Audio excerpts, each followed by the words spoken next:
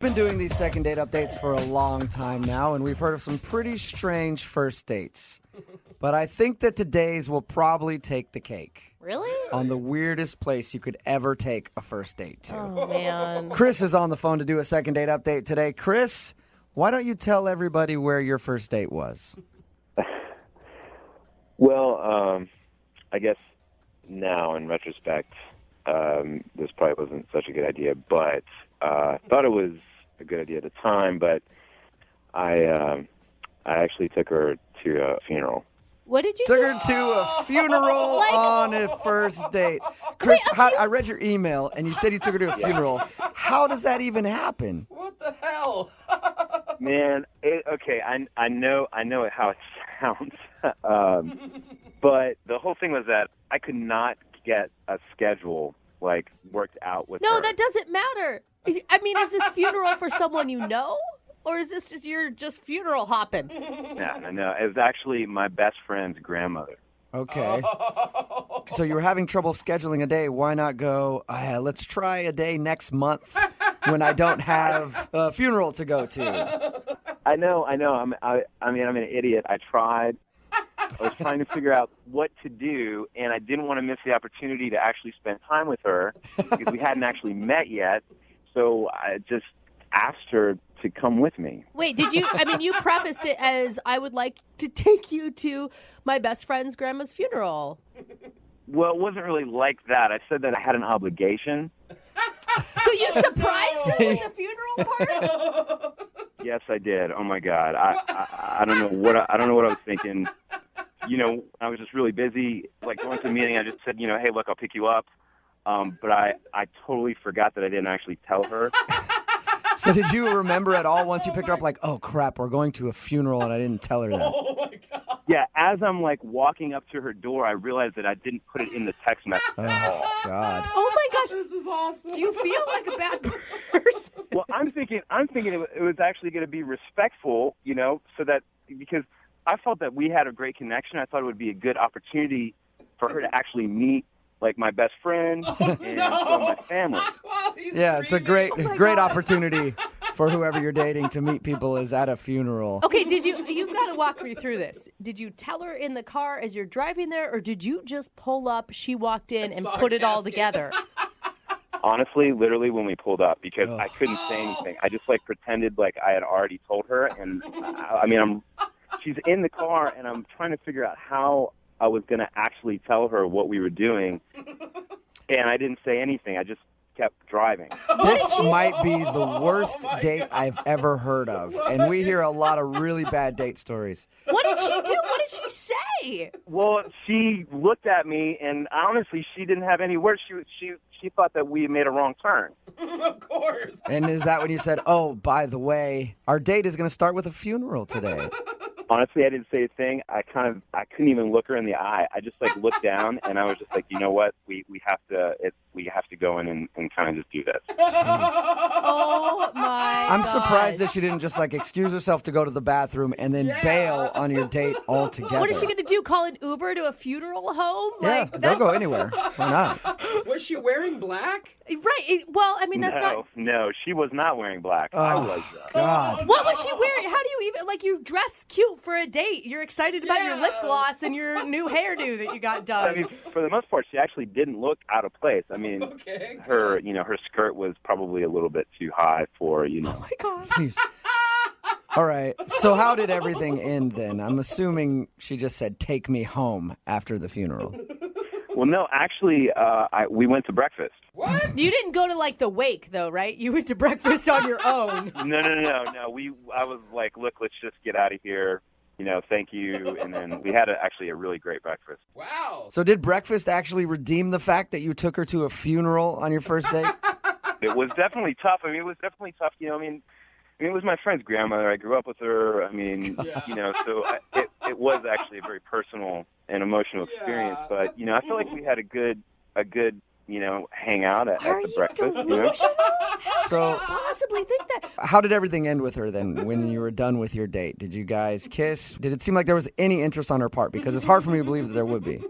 We hugged. We had a really nice long hug. when I dropped her off. I am so glad you guys didn't make out after a funeral. That is just so dark to me. I can't. Well, that would have been a little inappropriate, probably. And how many times have you tried to get a hold of her since your date? Well, I emailed her once, and then I texted her twice, and I haven't gotten a response from anything. Have you apologized for the situation that you put her in?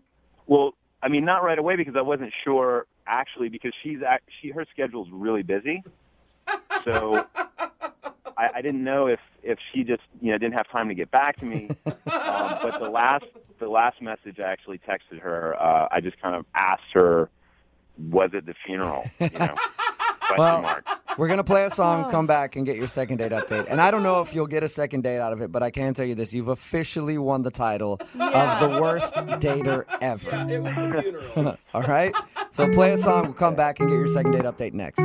Thanks a lot, guys. Moving 92.5. Brooke and Jubal in the mornings. Second date update. If you're just joining us for today's second date update, Chris is on the phone with us, and today he wants us to call a girl named Liz.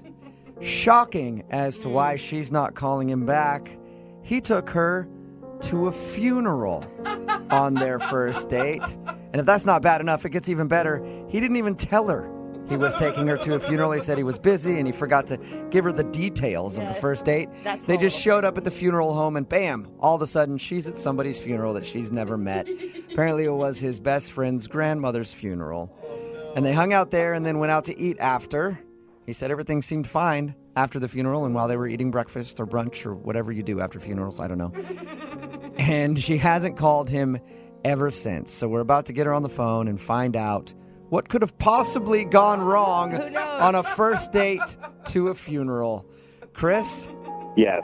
Are you ready to make your phone call, sir? I'm ready. You make it sound so much worse than it is. It's not. That is exactly how bad it is, Yeah. Chris. I don't think. Do you not pick up on like normal social behavior? I mean, like I said, it wasn't my fault. I didn't mean to not tell her. Okay. Yeah. I mean, I got busy at work, and I didn't tell her all the details, and I kind of screwed myself. All right, well, let's see if we can help save face in a second date Thank update you. right now. I All right. appreciate it. Here we go. I'm going to dial their phone number.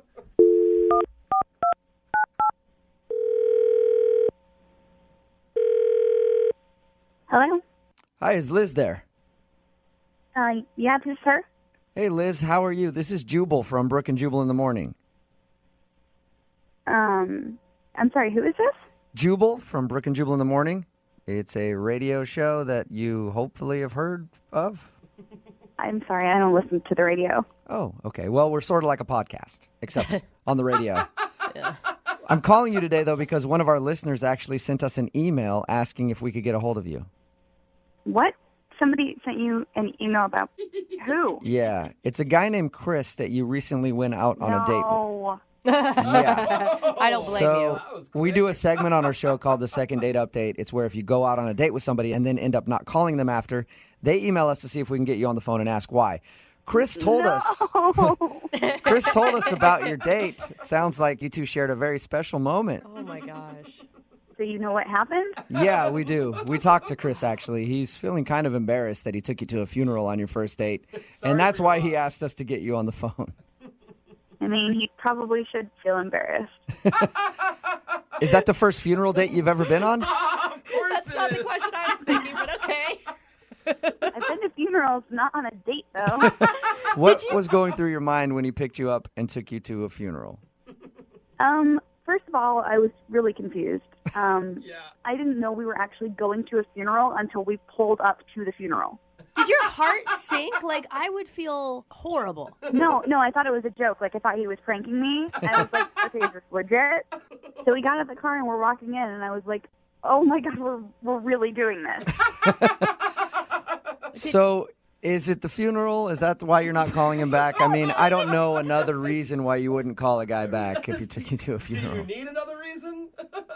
You know, I actually felt really bad for him at the start of the funeral. He looked like he was really sad, and he knew the lady, and Do you think that he, like, took you just because maybe he needed some emotional support or something? Maybe, but don't you, like, call your best friend for emotional support? Well, apparently it was his best friend's funeral, or his best friend's grandma's funeral, so he was already there. Here's the deal, though. I never met his best friend. Oh, you didn't? No, like, we were there, and I never met his best friend. Well, I mean, I could see, like, his best friend was probably busy. If his grandmother just died, maybe he was, with his other family and things. Right. No, like, I get that. I mean, you gotta feel bad for the guy, but there were other weird people and things there. Like, it didn't seem right. What do you mean? Yeah. Like you said, okay, I felt bad for the guy, right? But I feel like maybe he was setting me up to feel bad for him. Setting you up? How? I don't know. Like, I met people there, and they didn't seem like they really knew who he was. What? That's weird. What do you mean? He was just walking up to people, introducing himself. They're like, who are you? Yeah, and he was like, hey, here's this, my best friend's uncle. And I was like, oh, nice to meet you. And I feel like the uncle guy didn't know who he was. He said you guys actually went out after the funeral. Did you just want to leave? I would have just left. Breakfast was fine, but here's the weird thing. He kept pushing me to go back to his place, and he was like, I'd really love it if you were there. Like, I really just need comfort right now. Oh, and no. I was like, Oh, man. Nice. So- So he was trying to use the emotional state he was in after the funeral as a way to get you back to his house.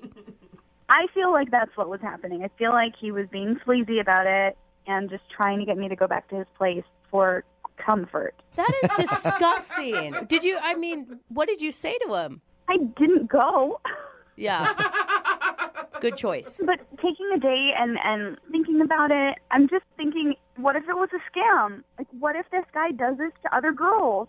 And it's this is his thing. Yeah, that's actually a genius move. I'll have to write that down and put that in my gross. notes. But I do know a way that we can find out, Liz.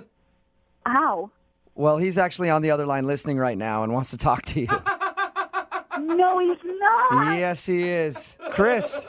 Oh my God, Liz, I cannot believe that you would think I was scamming you. How? Are you seriously on the phone right now? Yes, he Yes. is. Listening to to everything that I said? Yes, I did. And I cannot believe you would say that. But, like, who takes a girl to a funeral on the first date? yeah. Yeah, I didn't mean to do it. Okay? I mean, If you didn't need to do it, then we could have rescheduled. yeah, I mean, like I told these guys, I mean, I was so busy, and I just wanted to spend time with you. And I'm so sorry that I forgot to tell you that that's where we were going. I cannot apologize anymore. I feel horrible about it.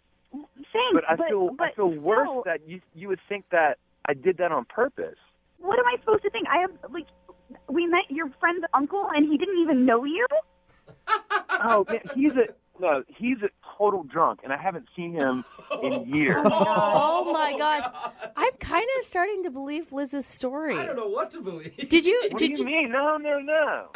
She said that you used it as a way to get her back to your house, man. Oh my God, no, she never came back to my place. Well, yeah, because you were pressuring me the entire time at breakfast. No, I thought you were trying to give me a sign for emotional support. Oh, that sounds like really? such a load of crap, Chris. It really does. No. No, but for real, because that's why I wanted you to call her, because I really felt that we actually had a connection. No, Chris, this is your little window of honesty. You can take it. Did you actually know that grandma? Absolutely. Oh my God, yes. How am I supposed to know that? Like, how am I even supposed to know if you know her? Like, how many people have you done this to? Or if it's a real thing? I met you online. Like, how am I supposed to believe you? Oh my God, Liz, come on now. I thought that you had a caring heart, and I thought that what my we God. exchanged Wow. was real. You have a caring And heart. I'm but that has offended that nothing to you do would with... think that I would do this on purpose. And that this is fake? Are you kidding? I can show you pictures of me and his grandmother, okay? I grew up eating Italian food from her. You know, I get it. cooking. I'm sorry that she passed away. I am. But still, it's not the thing to do. Come on, Liz, you know me better than that. No, I don't. I went on one date with you. I do not know you better than that. Yeah, but we've been talking for over 2 weeks. Oh, 2 weeks, yeah. You should be able to trust anybody with anything after 2 weeks. Liz, would you like to go on a second date with Chris? We'll pay No, for I it. would not. Yeah, I think What if he that's gives you good. proofs? What if he gives you picture proof that that's his friend's grandma? I'm still Yeah. not into it. And even if he can't prove it was his grandma, he was still trying to bed a girl at the end of a funeral, which is just No, that was not me. That Whoa. was her. I felt like she was trying to support. Liz, what if he supplies a death certificate? Signed? Oh my God! Oh my god. No? Still not going to do it? Stick with your gut, Liz. Okay. Brooke and Jubal in the morning. Text in at 78592 that says that guy might be the sleaziest dude you've ever had on the show, which is really saying something. It's Brooke and Jubal in the morning. I'm talking about today's second date update. This guy named Chris wanted us to call a girl named Liz who wasn't calling him back after their first date. Their first date was to a funeral. You heard me right. Yeah. He took her to a funeral. He said that he was just so busy with his work schedule. He invited her to go somewhere and then forgot to tell her that, oh, we have to stop at this funeral first. They went to the funeral. Of course, she was disturbed by that and didn't want to call him back. But even more disturbing, she thinks that he actually crashed somebody's funeral, claiming it was his best friend's grandma's funeral, in order to make her feel sorry for him so that she would sleep with him. Oh my god. Because they went out to breakfast after, and he kept inviting her back to his place. I will say that is so much work to get someone to sleep with you. It really Like, is. man, just go to a bar on a Friday or Saturday night, and you know. Yeah, and you can just cry about it. Yeah. Like, you don't have to take him to a funeral. You can do the whole pity thing and just be like, oh, man, my best friend's grandma just died. You don't have to actually show them proof of the funeral. Everybody texting in at 78592 doesn't believe him at all because he was like, no, it really was my best friend's grandmother's funeral. I will say he was pretty good at the sham though, because I really even up until the last talking to him, I was like, well, maybe. I Yeah. mean, maybe Yeah. he's I think he telling was the definitely truth. lying. But I mean, it's so hard to call somebody out to be like, that wasn't your On a at a funeral. Yeah. funeral. It's like, that's probably why he does That's probably it. why he does it. Yeah, because Yeah. nobody's going to sit there and be like, hey, what's up? yeah. I know you're lying. Because if you're not lying and they do that, they're the worst person in the world. Remember, if you want a second date update, just email the show. We'll call the person who didn't call you back. In my opinion, it's always a good date when the possibility of handcuffs getting whipped out comes into play. On a Yeah. first date. Wow. Not everybody feels that way. Like Frank, who's on the phone for a second date update right now. What's up, Frank? Hey guys, what's up? Not much. So you almost got the handcuffs put on you, huh? On a Yeah, first bro. date. That's what I like to hear. It's like Freaky Frank already, right? Yeah. Sounds like a lot of fun, Frank, your email about your date, but I guess it wasn't? Yeah, it wasn't what I would love to exactly have, but that's how it goes. You you sound awkward just even saying that. Yeah. It just wasn't one of my proudest moments, really. Before we get into that, tell us a little bit about the girl that you want to call today. What's her name? Her name's Jenna. Jenna. And how did you meet Jenna? We met through some mutual friends, just at a party, and we were both hanging out, and just there seemed to be a little bit of a clicking. You know what I mean? Okay. Okay. Okay, so did you know immediately that you wanted to ask her out? Oh, definitely. She was hilarious. Oh, awesome. I love that she was just had a great sense of humor, and she had an awesome smile, and she had this really cute mole.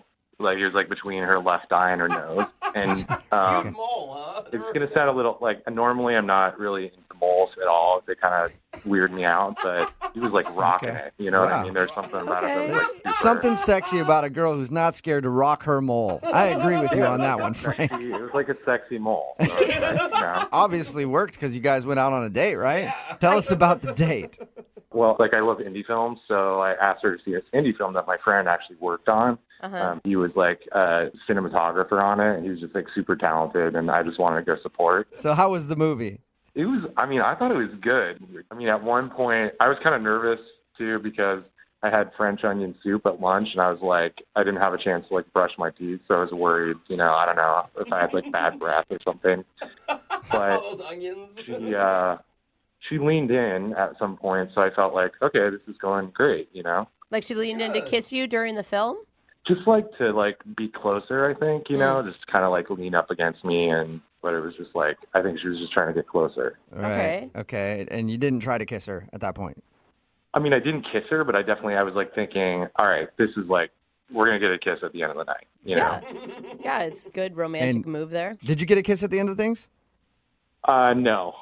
Here's what happened after that. So the movie got out, and then, we're driving, and I ended up getting pulled over, Oh. and Oh, no. I guess my tail light was out or something. Like, that's what the cops said. And I was just, like, talking my way out of it just because, like, I already have 2 tickets and I just, you know, I don't want to jack up my insurance. Yeah. Right. So, so I thought I was a pretty smooth talker and it seemed to be okay. And it just felt different after, for some reason. Like, After you got pulled over? yeah, like, well, I got back in the car and I was like, that was weird. And she, you know, she kind of didn't really, like, wasn't laughing like I thought she would have or something. Wait, they had you out of the car. Yeah, that's my question, too. That's extreme. Yeah, I got out of the car to talk to the cop because I just didn't want her to hear, you know, anything was going on. And I thought it was a lot worse. Like the cop said, get out of the car, you know, like that kind of thing. Gun drawn. no, it's pretty, it wasn't that. It wasn't that, like, dramatic. Wait a minute, though. Why didn't you want her to hear? I don't know. You know, when I'm on, like, a first date with someone, I don't want exactly for them to hear that it's like, oh, this isn't my first ticket. You know what I mean? It's like, I don't want her to think I'm, like, some irresponsible guy getting tickets all the time, you know? Okay. And so what happened when you guys actually got back to her house and you said goodnight? So I drove her back to her place, and, you know, I'm thinking I'm still going to get, like, a kiss, you know, by the end of the night. And I took her to her door, and she's just like, no, sorry, just not feeling it. And I'm like, oh, okay. Oh, wait, so you went in for a kiss and she denied you? Yeah, she's just like, sorry, it was just weird. It just was kind of, like, cut off. All right. And I asked her, I was like, can I call you? And she's like, she was just, like, really vague. You know, she's like, okay. But it didn't feel like she was super interested. Not absolutely call me. Just, okay, sure, I guess. Yeah, she was like, yeah, exactly. She's like, all right, yeah, whatever. Sure. I wonder what could have happened from the time you went to talk to the cop to getting back into the car that would have made her seem so cold. Like, I don't know. I have this, like, weird theory that maybe she dated that cop or something. What? You know, I don't know. I just was thinking, like... You've just been sitting on this, making up stories since you went on your date of things that could have possibly been wrong, I right? don't know, because I can't figure it out. It was like, why would you suddenly just not want to talk or not even, like, accept my kiss? That is reading deep, sir. Well, I don't know. I thought, like, you know, I was thinking that. I was thinking, like, is it my breath? Like, was it the French onion soup? Like, The breath. All kinds of things. Slept with the police officer. Have you tried to call her since the date? I mean, have you tried to reach out to her? yeah, and just nothing. Nothing at all. Hasn't. Yeah. All right, well, we'll play a song, come back, call her, and get your second date update, all right? All right, cool. Okay, hang on, man. Moving 92.5. Brooke and Jubal in the mornings. Second date update. I'm actually really surprised that the guy on the phone to do a second date update today isn't getting a call back because he's a bad boy. Oh. That's right. If you missed the first part of today's second date update, Frank is on the phone, and he wants to call a girl named Jenna. And on their first date, he got pulled over, got into a physical altercation with a cop, and then took them on a high-speed chase down the freeway, which eventually ended in the car rolling over 6 times before he was taken into custody. God, his story has gotten a lot better in the last couple minutes since the last time we talked to him. Actually, he got pulled over after they went to the movies and then talked his way out of a ticket. Yeah. And then after he talked his way out of the ticket, when he got back in the car, she was very awkward and was hardly talking to him. Yeah. At the end of the night, when he dropped her off, he went in for a kiss. She said no. And then he asked if he could call her again. She said, okay. And then he called her again and hasn't heard a thing. Frank? Hey, guys. It would have sounded cooler if you would have done all those things that I said you did, by the way. Yeah, I guess. But, you know, I did something. Hey, next time. At least I did something. Yeah. We live to date again. The next date you go on, high-speed chase. Yeah, Gets them every time. Punch the cop. Yep. Oh, my gosh, Frank. All right, buddy, I'll do that. Yeah. Yeah, that's you guys give out such good advice. Really do. I mean, All right, man. I'm going to dial her phone number right now, okay? Okay. Here we go.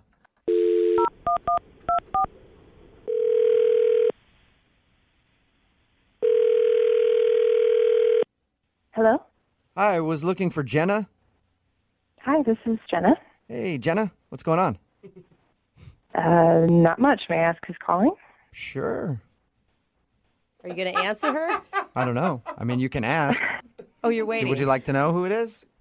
Who's calling me? What's going on? This is Jubal from Brooke and Jubal in the Morning, the radio show. Are you serious? Yeah. How are you? Fine. Why are you calling me? This is so I'm awkward. calling you because one of our listeners actually sent us an email about you. His name is Frank. What? Yeah. His name is Frank, and you guys recently went to a movie together. Yeah. Yeah. And Frank told us that after your date, he's been trying to get a hold of you because he would like to see you again, and you haven't been responding to any of his phone calls or text messages or anything. Oh, my gosh. So Frank asked us if we could call you and find out why you don't want to see him again. There's no way that this is real. No, this is 100% real. It's a segment we do on our show called the Second Date Update. Frank wants to know why you're not answering the phone. Oh, my gosh. So are you laughing at the fact that a radio station is calling you, or just the thought of Frank? Just that he isn't taking me not calling him back and he's having you guys call me. That's very funny. Well, I think he knows that you've blown him off. Now he just wants to know why, so he figured we could maybe find that out. Do you mind telling us a little bit about your date? Well, my date wasn't great, but I don't want to, talk behind his back, especially on the radio. Yeah, but it's really not behind his back if you think about it. He's the one that asked us to make this phone call. It's not like we're doing it out of the blue. Mm-hmm. Yeah. Well, maybe don't tell him this exact version, but I just can't go out with a guy that I don't respect. Whoa, that Wow. got more Respect? serious than I expected it to. I thought you were going to say he's got a weird haircut or something. Why don't you respect him? I mean, I don't know how much he told you about the date. Okay, he told us that he took you to a movie, and then there was an awkward moment when he got pulled over for having a brake light out or something. And then he talked to the cop, got out of the ticket, and when he got back in the car, he said that you were very cold to him. And then you wouldn't kiss him when he dropped you off, and then he said that you haven't answered his phone calls. That's pretty much it. Okay. That's a lot, isn't it? Yeah. Yeah. You want me to tell you his theory on why he thinks you're not calling him back? Sure. Because I guess he's been racking his brain for reasons, and he was thinking that maybe the cop that pulled you guys over was somebody that you used to date. Are you serious? Yeah. Oh, my God, that's so extreme. So you're laughing at that. I'm guessing that's not the case. You didn't date that cop? No, I did not. Oh, He man. He just can't figure it out because, according to him, everything was great until he got pulled over, and then after that, you were weird. Well, he thinks I didn't see what he did, but I saw it. What did he do? What? So we get pulled over. He immediately gets out of the car. I'm like, what are you doing? Stay in the car. The cop's freaking out. He's telling him to get back in the car. Really? Yeah, and then he starts crying to the cop to get out of it. Like tears? Yes, he's blubbering. He's like, please, officer, I'm on a date and I have all these other tickets and I just really need a break today. It was insane. I'm picturing a huge scene, the cop with his gun drawn and him sobbing. No, I mean, it wasn't that dramatic, but they just went to the back of the car and, apparently thought I couldn't hear anything, but I heard everything. So was he, maybe he was legitimately crying. Some people get really scared and nervous when they get pulled over. No, because then he gets back in the car and he's all bragging to me well, I really, smoothed my way through that, really talked my way out of that one. How impressive is this? So he was telling you that when he didn't think that you heard he was crying? Yeah. Was he still in tears when he got in the car? No, I mean, he wiped away his eyes, but he was totally, all smooth talker, look what I just did. What? Why didn't you just call him out on it? I don't know why I didn't in the moment, but in my mind the whole time I'm thinking, did you just really cry to get out of the ticket? The cop was even like, this is awkward. Yeah. I got to get out of here. It worked. He didn't get a ticket. Yeah. I think it's a great move. Well, yeah, he didn't get a ticket, but he also didn't get a chance to go out with me again. Well, thank you for telling us your story, Jenna. I do also want to tell you, I hope that he's not crying right now, but Frank is actually on the other line listening to this conversation and wants to talk to you. What? Yeah. Frank? Yeah. Wow, Frank. Oh, my God. Is what Jenna says true? You thought I was crying.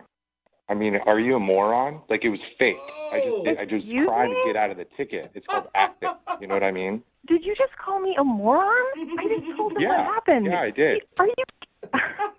Okay, well, now not only are you sad and pathetic, but you're also rude. Well, what was I supposed to do? You were like, we get pulled over for like nothing. You're doing nothing to help. You're like freaking out like it's like an earthquake or something. Whoa. And, I was What kind of man are you? You can't even handle getting a ticket. You just speak to the officer, you explain the situation. It's not that hard to do.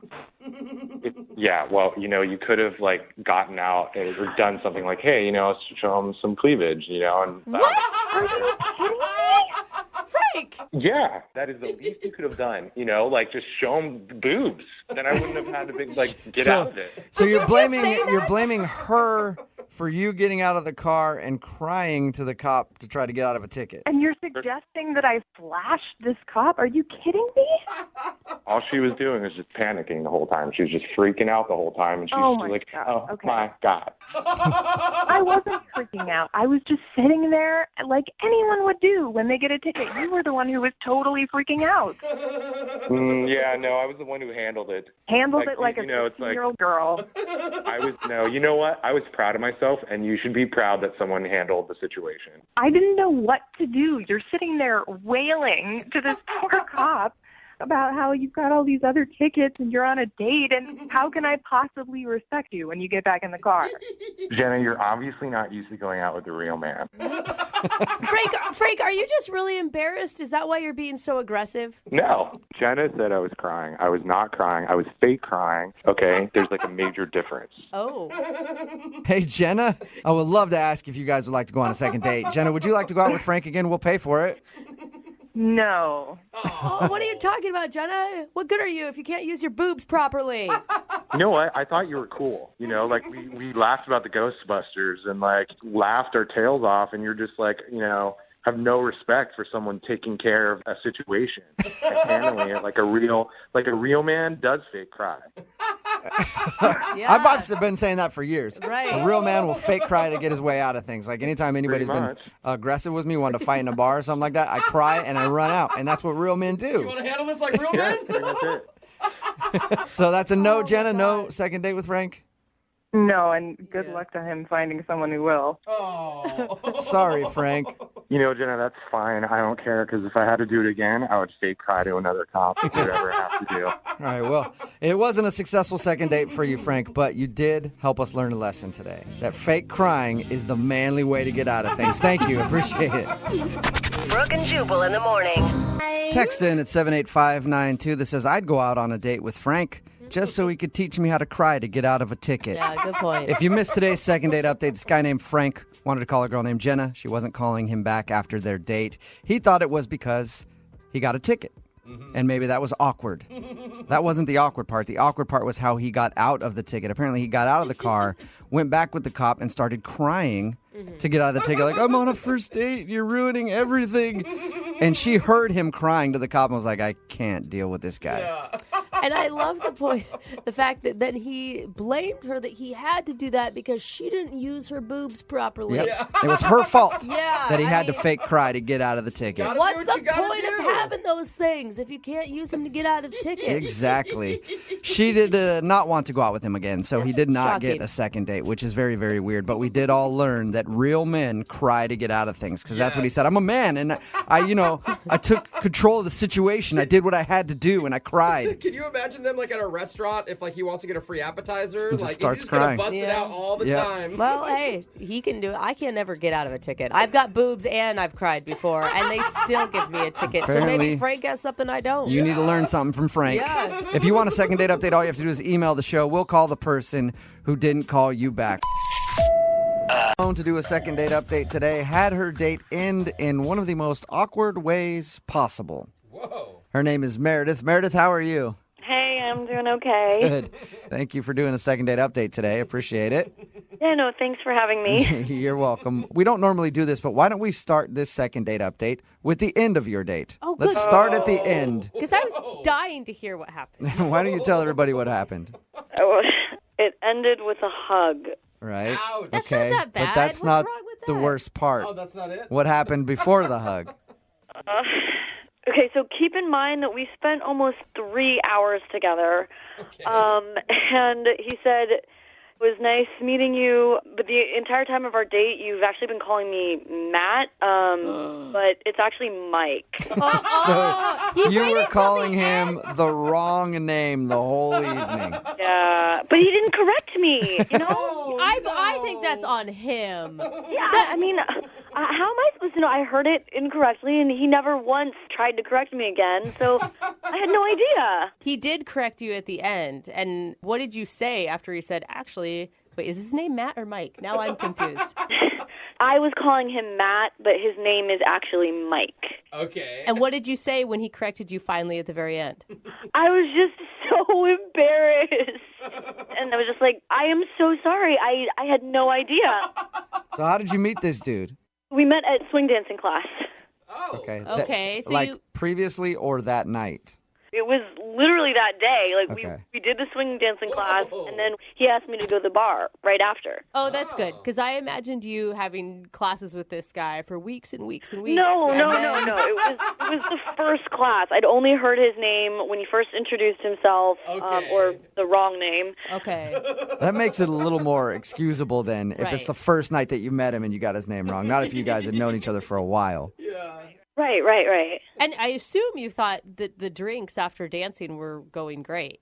Yeah, I was having a really good time, and I thought he was too. I was hoping that, the night would just keep going on. Maybe we could do something after or, get another drink or something. But he ended up saying that he had to go because he had work the next day. So, I don't know. I thought he was really enjoying himself, so I was a little bit disappointed. Other than the name stuff, what did you like about this guy? Why do you want to do a second date update? When I first met him, he just seemed really, goofy, and he said something really funny. When I first showed up to class, I looked around, and I was the only person who wasn't in a couple. I was the only single person. I mean, I was pretty sure that there'd be other people there, but it was just me and him, so they immediately matched us together. And he cracked a joke. He made me feel less embarrassed, and he was just like, maybe we should just get married and make this less awkward. Whoa. That's a cute joke. Yeah, he was really funny. It was just, it made me feel a lot better about taking the class. And, for a guy who has such a great sense of humor, it just seems really weird that would, be the reason that he hasn't texted me back anymore. Was there any other awkward moments that you can think of at all? There was one other, slightly awkward moment. But again, it was, closed with a laugh, you know? What was it? Midway through or so, I was feeling this connection with him. And, I'd already had a drink, and I'm a lightweight.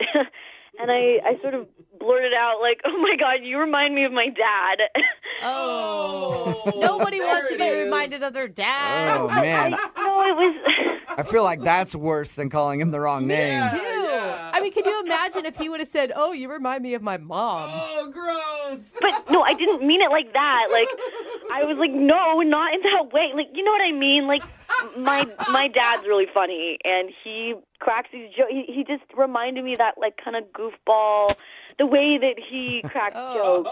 So he had dad humor. That's always a compliment. But, I love my dad's sense of humor, and it was just something that I thought I could connect to him with, another thing. Yeah. But if it's a guy that you're romantically interested in, you might not want to draw that comparison. I don't know. It's a good piece of advice. Right. All right, well, we'll play a song, come back, call your sort of dad guy named Mike or Matt or whatever, and get your second date update, okay? Hey. Moving 92.5. Brooke and Jubal in the mornings. Second date update. We're halfway through the second date update, and if you're just joining us, Meredith is on the phone, and Meredith wants to date her dad. Oh, Oh, well, my God. kind of. Unfortunately, I think her dad's spoken for, so she wants us to call a guy named Mike today. The reason I say that is because during the date, Meredith laughed and said, "You remind me of my dad." And there was an awkward moment then, and there was also a major awkward moment when at the end of the date, Mike said, "Hey, by the way, you've been calling me Matt all night." And then they shared a hug, and he walked out of her life forever. Oh, my gosh. Okay, Meredith, we're about to call Mike and see why he's not calling you back, even though we think we might know the answer. I feel horrible that happened, but we had such a good chemistry together. Yeah, but listening to that recap, don't you even feel like you totally ruined that date? Not totally. I mean, under the circumstances, it wasn't the worst thing that could happen. Yeah. You just told him that you remind him of your dad. That's all. I mean, you could have said it while you guys were naked in bed together, and that would have been worse. You're right. Oh, God. He knew it was the sense of humor. I explained, All right. I'm going to dial his phone number right now, okay? Oh, God, I'm nervous.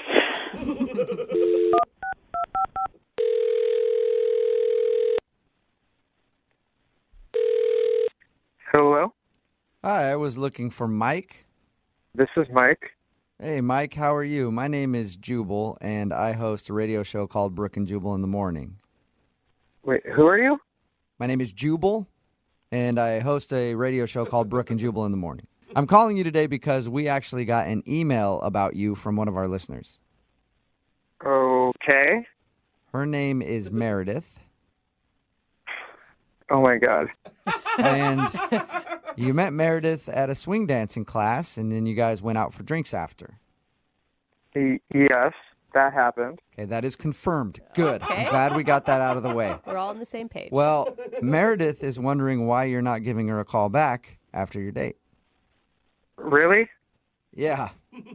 So she asked us if we could get you on the phone and figure out if she did something wrong. All right. All right.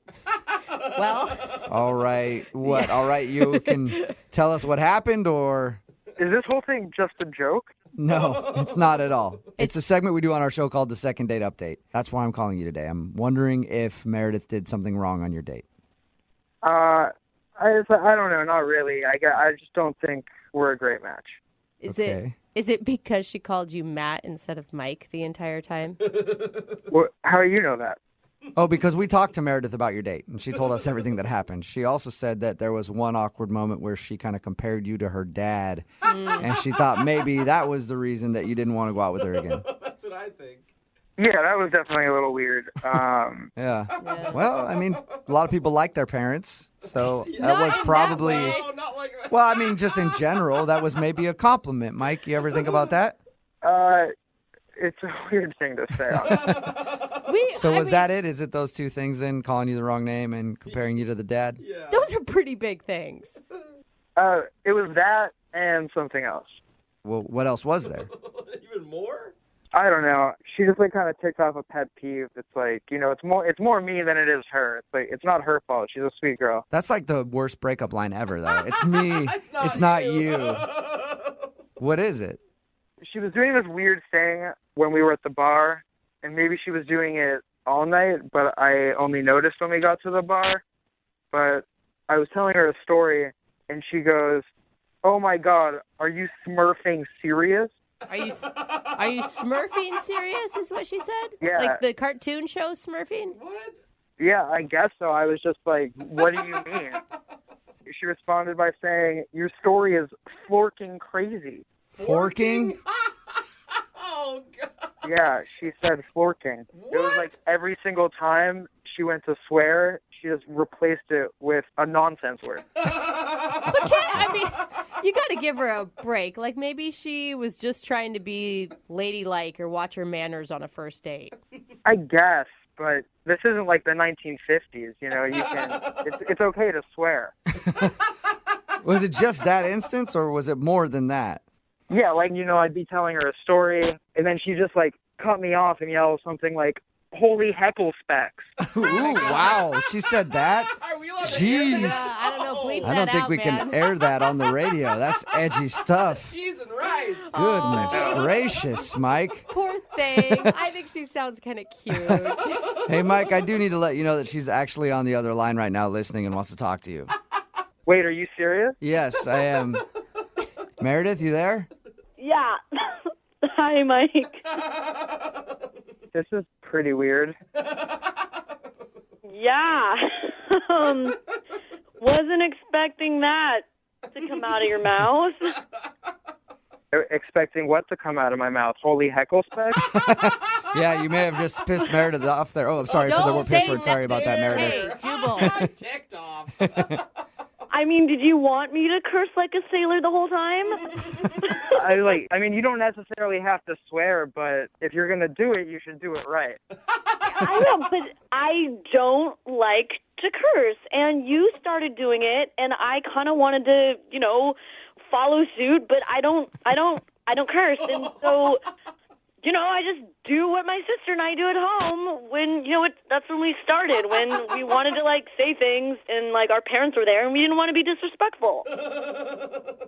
But it just kind of makes you sound really immature. Well, cussing makes one sound really unintelligent and uneducated. Uh-oh. I guess, but it's just kind of hard to have a conversation when someone out of nowhere yells, "Son of a booger butt." Dude, that's creative. That's any better than son of the other B word?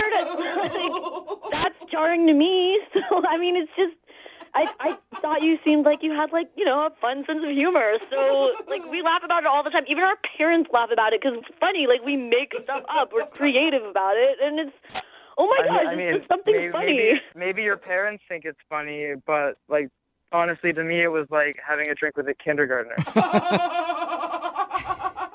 Wow. So it's I know I remind you of your dad, but I'm not your dad. Maybe your dad thinks it's funny, but I don't know. You can cuss in front of Mike if you want to, Meredith. I think that's what he's saying. But I don't want to cuss. I know I have freedom of speech. I can say whatever I want. I just don't like saying it. It's not polite. Okay. It's not ladylike. And it was the first date, so I'm not gonna, bring it out. Yeah. I think she has a really good point, Mike. I mean, you can't get over some stupid phrases like "holy ravioli" or whatever she was saying. Brooke. I cuss like a sailor, but to each their own. I mean, yeah, exactly. I each their own, but I'm just not into it, I guess. I kind of want to feel like I'm talking to an adult. Especially if it's someone that I'm gonna, potentially be in a relationship with. Mike, maybe you want to reconsider. Maybe she can tone down the nonsense words or whatever, and you guys could go out again. Would you like to go out on a second date with her? We'll pay for it. I maybe if she agrees not to. I can't believe I'm saying this, but if she agrees not to use that kind of language. I can't believe you're saying that. Meredith, can you watch your mouth? She doesn't hold her tongue. Can you watch your mouth to go out with Mike one more time? I mean, yeah, I honestly don't really do it with other friends. It's just something that my sister and I did, and then Meredith, the drama with the dad. Yeah. I think you should just own that you were the offensive one on this date for probably the first time in your life. I'm sorry, Mike, not Matt. Would you like to go on a second date with me if I tone my language down? Sure, let's give it another try. Nice. All right, nice. A successful second date update. Congratulations, you guys. Thanks. Thank you so much. You're welcome, you guys. Go out, have fun, and then snarf all night long. Just snarf till your hearts are content. Brooke and Jubal in the mornings. Second date update. The guy on the phone for a second date update today met the girl that he wants to call at every horny bachelor's favorite hunting ground. Uh-oh. A wedding. That's right. Not what I thought you were going to say. Me neither. Where they love to go troll for ladies. His name is Ryan. What's up, Ryan? Hey, how's it going, guys? What's up, you horny bachelor? Guilty as charged. Oh my God. I love how all your dudes are on the same page on this one, and I'm just learning this. Yeah, I mean, everybody knows that the best place to meet a girl is definitely at a wedding. Yeah. So tell us about the girl that you want to call today, and when did you pounce during the wedding? Well, her name is Rose. We were both in the party, so she was one of the bridesmaids. I was a groomsman. Mm.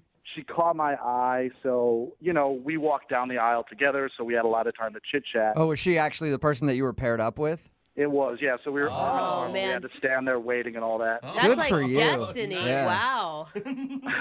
I mean, the reason why is because we were the only two single people, so they put us together. Oh. That So makes sense. It was less fate and them Yeah. being like, well, you two losers don't have anybody. You can walk down the aisle together. Yeah, so we had a few drinks at the reception. Everybody was getting loose. Everybody was dancing. I was joking around, and, you know, I thought she was cute. I was going to ask her out, so it was a wedding. I decided to get down on one knee. And, Nice. No, you didn't. In the middle of the reception? yeah, I mean, it was a good time. Everybody was joking around, so I got down on one knee, and I proposed a date to her. And did she cry? She didn't cry. I could tell she was a little embarrassed by it, and she's like, "Get up, you idiot!" Like, she's got a really cool, dry sense of humor, really sarcastic, which I find that attractive. And I'm assuming she said yes, since you're doing a second date update now. Yeah, she said yes, so I was stoked about it. It seemed like a good match. Awesome. What'd you guys do on your date? We went out to a sushi spot that I really like, and it was great. I guess the only one thing that I'm going back and I'm thinking, like, what did I do? Did I say something stupid? And there was a part where I don't know how we landed on this topic of conversation, but we started talking about underwear, and I basically just told her, I was like, I personally don't believe in underwear. I just... Whoa. You don't believe in it, like you don't think that it's an actual thing? Because I can tell you it exists. No, I know it's an actual thing. I got that, but I just think it's unnecessary. I think it's the most uncomfortable thing that man has invented. Okay. It's just no need. Why do you have to wear underwear? So Who knew that underwear was a belief system? I didn't know that until now. Yeah. You're pretty passionate about going commando, it sounds like. I just don't feel the need to wear underwear. Why am I going to restrict myself? It's not like I'm wearing see-through pants or something. Like, what's the big deal? Okay. So did she take that as like you trying to imply like, hey, lady, take your panties off? That's what I'm sort of wondering and I'm worried about, which is not at all what I was saying. I wasn't trying to be creepy, but now looking back on it, I'm like, I don't know if you thought I was like making a comment on my manhood or something. I don't know. Yeah, I could see how that could look like you're whispering across the table, like, I'm not wearing any underwear. Just giving her a tip on what's going on. Give her a wink. Yeah. I could see how that could be a little weird. Did she act strange after that? You know, there was like probably a couple minutes of just sort of awkward, like, okay, now I got to get the conversation back on track. But after that, everything seemed to be cool. You know, that was like 3/4 of the way through the date. So I would say the last quarter was like smooth sailing. Okay. How did it all end? Well, I walked her out to her car. Again, I wanted to be a gentleman, and I felt like the vibe was go in for a kiss, and I did, and she sort of backed away. And then she apologized. She said, "I'm so sorry. I feel like my breath smells," because we were eating fish. So she obviously sushi. So she was like, "I feel like my breath smells like fish, and I don't feel comfortable kissing you with my breath smelling like this." I said, "Oh, I don't mind," because obviously I had sushi too. And she was like, "No, I'm not into that. I'm sorry." Do you feel like I think she it's an legit excuse. thought her breath smelled like fish, or you feel like it was an excuse? I'd like to think that it was legit, but now without hearing from her, I'm like, maybe that was an excuse. Yeah, because if you're both eating the same thing, it doesn't matter. That's what I think. Like, I've had onions before, and I've been out on dates with girls who've had onions or garlic or whatever. Like, it's always that sort of thing. It's like, it doesn't really matter, you know? So have you tried to get a hold of her? Yeah, you know, I dropped her a text later that night, and I said it was really great hanging out with you. Let's do it again. And I didn't hear from her that night. Like, the next day, the middle of the afternoon, she was like, "Yeah, that was a lot of fun." But then, like, I sent her another text trying to set something up, and I got sort of like a non-committal response, like, "Yeah, maybe so. Hit me up later in the week." And did you hit her up after that? I did, and then I didn't hear anything. So, And you sound like such a lovely date from your description. Well, except for the underwear thing. Sounds like a good date. See, I don't know. I don't think that's too bad of a, like, that's not a put off to me. That's a little But I weird. dated a guy who went commando all the time, and I kind of, like, had a thing for it. I don't know. Brooke. I mean, maybe you and I should go out, Brooke. Maybe that's it. No, that's not what I'm saying. All right, man. Well, we'll play a song, come back, and I'm going to support you on this one 100%. During the song, I'm going to go take my underwear off and do this commando with you. All right? We'll play a song, come back, call her, and get your second date update, okay? Okay, I appreciate that. All right, man. Hang on. Moving 92.5. Brooke and Jubal in the mornings. Second date update. If you're just joining us for today's second date update, Ryan is on the phone with us. And Ryan, I have a question for you. Yeah, what's that? And hopefully this isn't going to come off as creepy as it did on your date, but are you wearing underwear? Oh.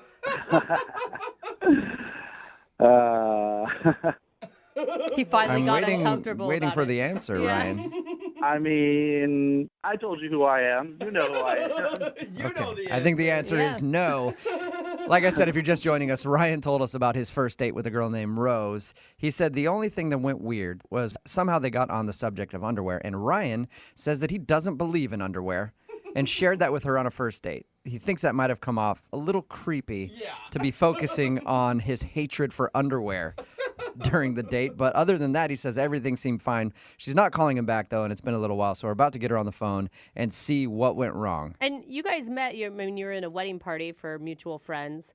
Did you find out from the newlyweds if, she had said anything to them about how your guys' date went?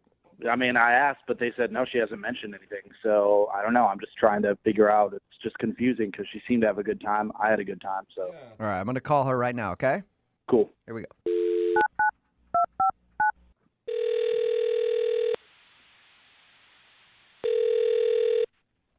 Hello? Hi, is Rose there? Yeah, speaking. Hey, Rose, how are you? This is Jubal from Brooke and Jubal in the morning. Oh, okay. What's going on?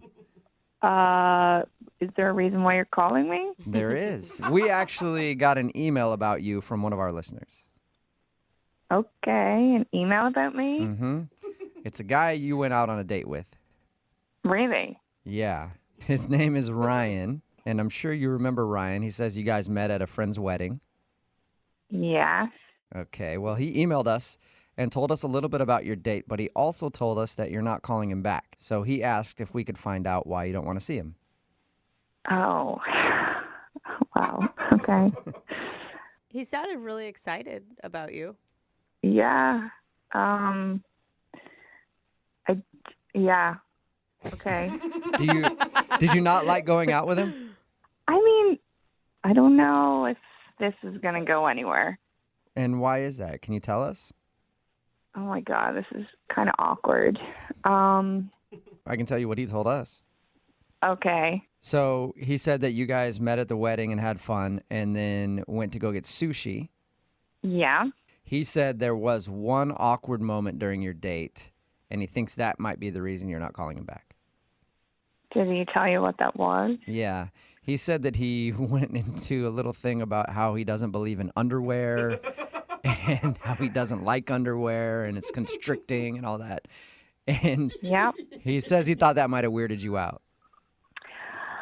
Yep. Yeah, that happened. I mean, that was a lot of information on a first date. Was that the pivot point that turned you off from him? Well, he didn't even really need to tell me that part. What? About the underwear? Yeah. He was wearing shorts. I noticed at one point when I got up to go to the bathroom that he may have been revealing a little too much in the shorts. Wait, what do you mean? Be specific. I need specific. I think I know. Yeah, I think I do too. I think you guys know. Like, he was kind of hanging out for the world to see? Flashing a little. Yeah, I mean, I wasn't sure, but then he started talking about how he doesn't believe in underwear, and I thought, no, I was 100% right, I guess. I can tell. Yeah. All right, so maybe he should have been wearing underwear. Oh my God. Yeah. So wait, do you think it was an accident or was he like putting it on display for you? Oh God, I don't know. I mean, an accident. I hope it was an accident too. It was just a lot of information at once. So. A lot of information. You should have reached across the table and tucked it back in for him. Oh God. Is that if you guys were wearing shorts, would that be an easy mistake to make? If you sit down, you never know. I mean, yeah, like I feel like the shorts must have been pretty small. You must have not adjusted. Yeah. I don't know if I need to hear that. Do you think it was an accident? I don't know, but to be honest, I don't really care. I don't know if I want to know. I don't feel like that's fair. I mean, if you had a nip slip and nobody told you about it, like it's not something that you should get blamed for. But it's different. I mean, what if I was doing it on purpose and I didn't care and it was just out there? Yeah. So, I know how we can find out if he knew that he was sort of dangling about. Like I said before, I really don't care at this point. Well, I think Ryan cares, and he's actually on the other line and wants to talk to you. What are you talking about? I mean that Ryan's been listening to this conversation, and he wants to talk to you. What? All right, in my defense, I had absolutely no idea that I was exposing myself to you. You flasher, you. Honestly, I'm being absolutely sincere here. Like, I apologize. That is not at all. I wasn't trying to do, like, a 1-2 punch of, hey, maybe look at this, and, oh, I don't like underwear. Like, I swear to you, I had no idea that I was hanging out. Okay. No, I'm being serious. It sounds like I'm joking, but I am absolutely dead serious. I did not know that it was happening, nor would I have, done anything like that. So if I made you feel uncomfortable, I sincerely apologize. I'm just wondering, why you brought it up at that point then. It's a strange thing to bring up on a first date. It is, but the conversation sort of went there, and I wasn't trying to necessarily steer it there. And then it was like, we sort of landed on that topic. And the fact that you saw that right beforehand is absolutely a coincidence. It's an unfortunate coincidence. An unfortunate coincidence. Did you not feel a breeze or anything? It's not like I was engineering the date to be all about my junk. You seeing it, me talking about it, like, sincerely. But you feel like if you're a guy who goes commando, you think you'd be super careful in shorts if that's a likelihood of happening. Exactly. I'm usually careful, but maybe I had a napkin in my lap, so maybe I thought, like, if anything was popping out, like, I don't know, like, that's never told me about this before. So if I have been exposing myself inadvertently, I feel terrible about that. Yeah. Now you have something to be aware of. I mean, if I've gone home for the holidays or something, I'm sitting here, like, with my junk hanging out, I didn't know it, so. Well, now you know. So, yeah. I mean, look, again, I cannot apologize profusely enough. I mean, I had a great time with you, and I hope that, you seem to have you do have a really great sense of humor. I hope maybe you can just sort of understand that this was absolutely inadvertent and not in any way some sort of pervy, sleazy thing that I was trying to pull on you. So I would love to take you out again, and I will promise to wear underwear on our next date. That was so hard for him, Rose. Rose. Do you know what he's doing for you right now? Would you like to go out with Ryan on a second date? We will pay for it, and we'll pay for his underwear, too, if you give him one more shot. At this point, it's a very heartfelt message, but I'm skeptical. I don't know. Come on, Rose. You guys were in the same wedding for two of your best friends. Like, do you think that your friend's going to be marrying some sleazeball who would have a friend who would expose himself? Like, there's got to be some trust circle there, right? Well, yeah, I have references. If you need references, I have references. That's a good point. I don't know. It's just, is underwear never an option, or it's a lot? I will say this. If I'm wearing shorts, it's something that in the future I will definitely take into consideration and wear, I just need to suck it up and put on some boxer briefs or something. Yeah. Just be uncomfortable for a little while. It's just a couple hours, Before you get arrested. Terribly uncomfortable to me. But, yeah, I would do that. Rose, what do you think? One more shot? Come on. One date. If underwear is provided, I will go on a second date with you. Hey, there you go. Congratulations, Ryan. Thank you. Rose, that's awesome. And I think I have a pair of underwear somewhere around my house that I can scrub up. All right, well. And I promise you, like, if I do not have them, I will buy them. I'll buy a 3-pack. So, there we go. If you don't have a pair, Ryan, I'll send you a pair of mine. We can share. Oh, lovely. Thank you. Brooke and Jubal in the morning. Brooke and Jubal's second date update. The girl on the phone for a second date update today met her date at a place that is synonymous with romance. I'm, of course, talking about Chipotle Mexican Grill. What? That's right. They went out to share a little burrito at Chipotle. The best first date spot I've ever heard of. Kara, what's up? How are you? Hi, I'm good. How's it going? Good. You went all out for your first date. I know. I know you think it's funny we went to Chipotle, but it's, no pressure. Okay, wait. Was that your idea or was that a surprise? It was like a mutual agreement. Okay. So where'd you guys meet? We met on Bumble. Oh, yeah. Bumble, the app where women choose the dudes. My girlfriends love that one. They swear by it. Yeah, we're in charge. That's the best part. Yeah, right? How did Chipotle come up as a first date spot? I'm just curious. Not that it's bad. I like Chipotle a lot. I just wouldn't think of going there on a date. Well, we both like Mexican food. After like texting a while, we came across that being like our favorite cuisine. Okay. And there's nothing more authentic than Chipotle for real right. Mexican food. It fills me up. I love it. I love it. And plus, it's like no pressure because, I mean, I'm meeting a guy off of a dating app. So, I mean, it's Chipotle. A lot of people are around. If it doesn't work out, I can just bounce. Yeah, you can just get out of there. It's pretty smart the more you explain it. Thank you. You're welcome. So what's his name? His name is Michael. Michael. And did you like him a lot?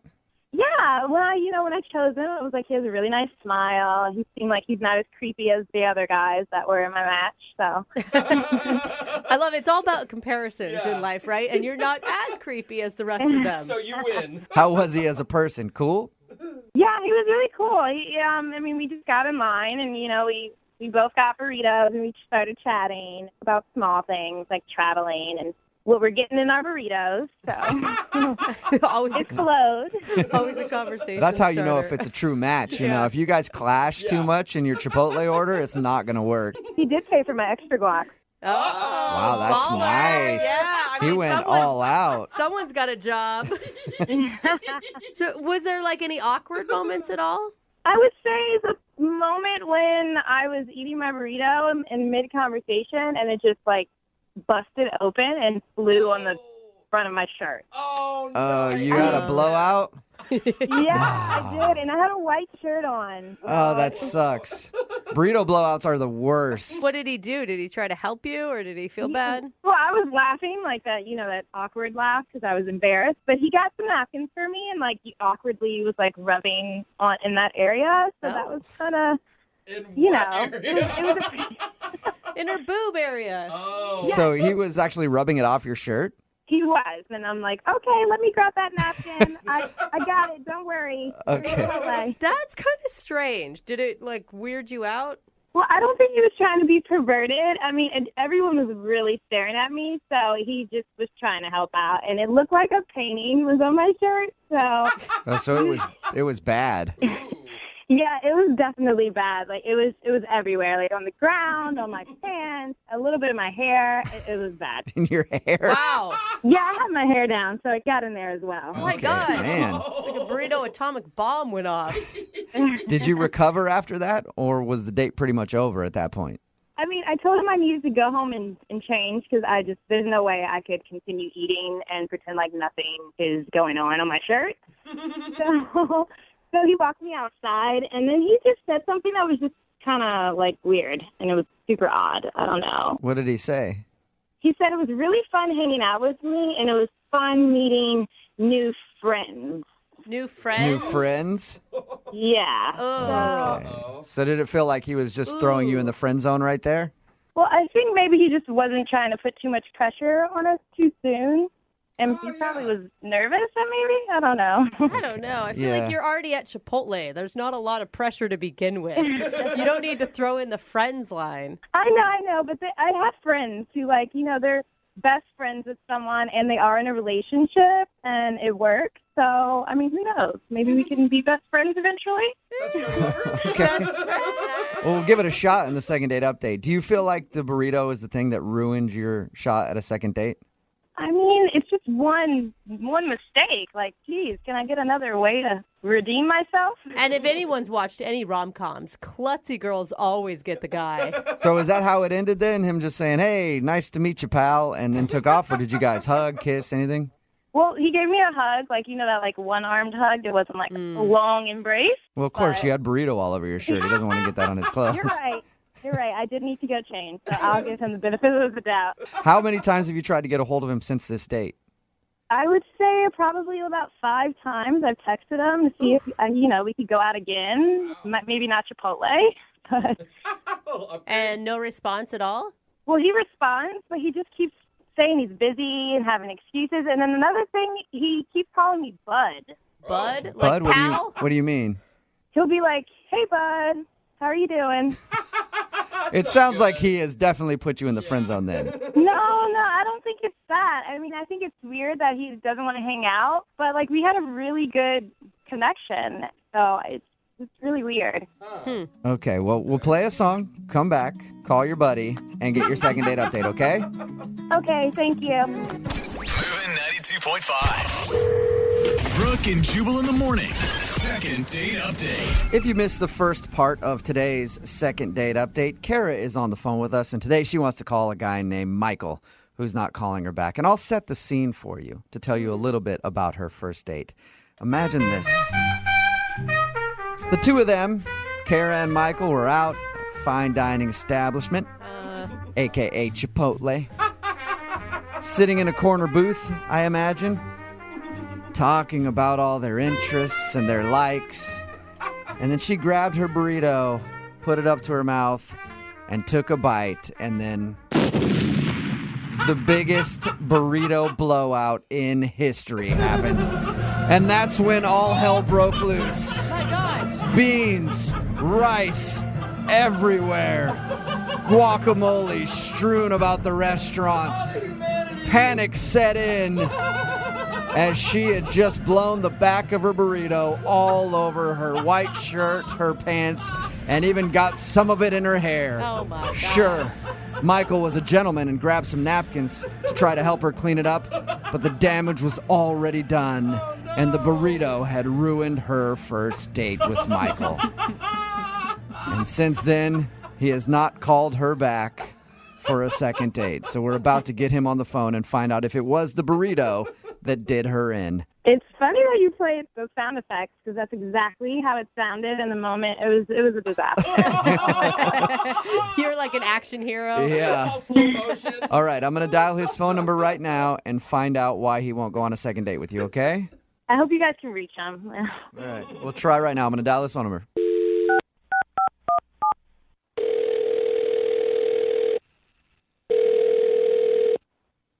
Hello. Hello, may I speak to Michael? This is he. Hey, what's up, Michael? How are you? My name is Jubal from Brooke and Jubal in the morning. Okay. Cool. I'm calling you today because we actually received an email about you from somebody who listens to our show. Okay. Her name is Kara, and you guys went out on a date to Chipotle just a little bit ago. Yeah, I know Kara.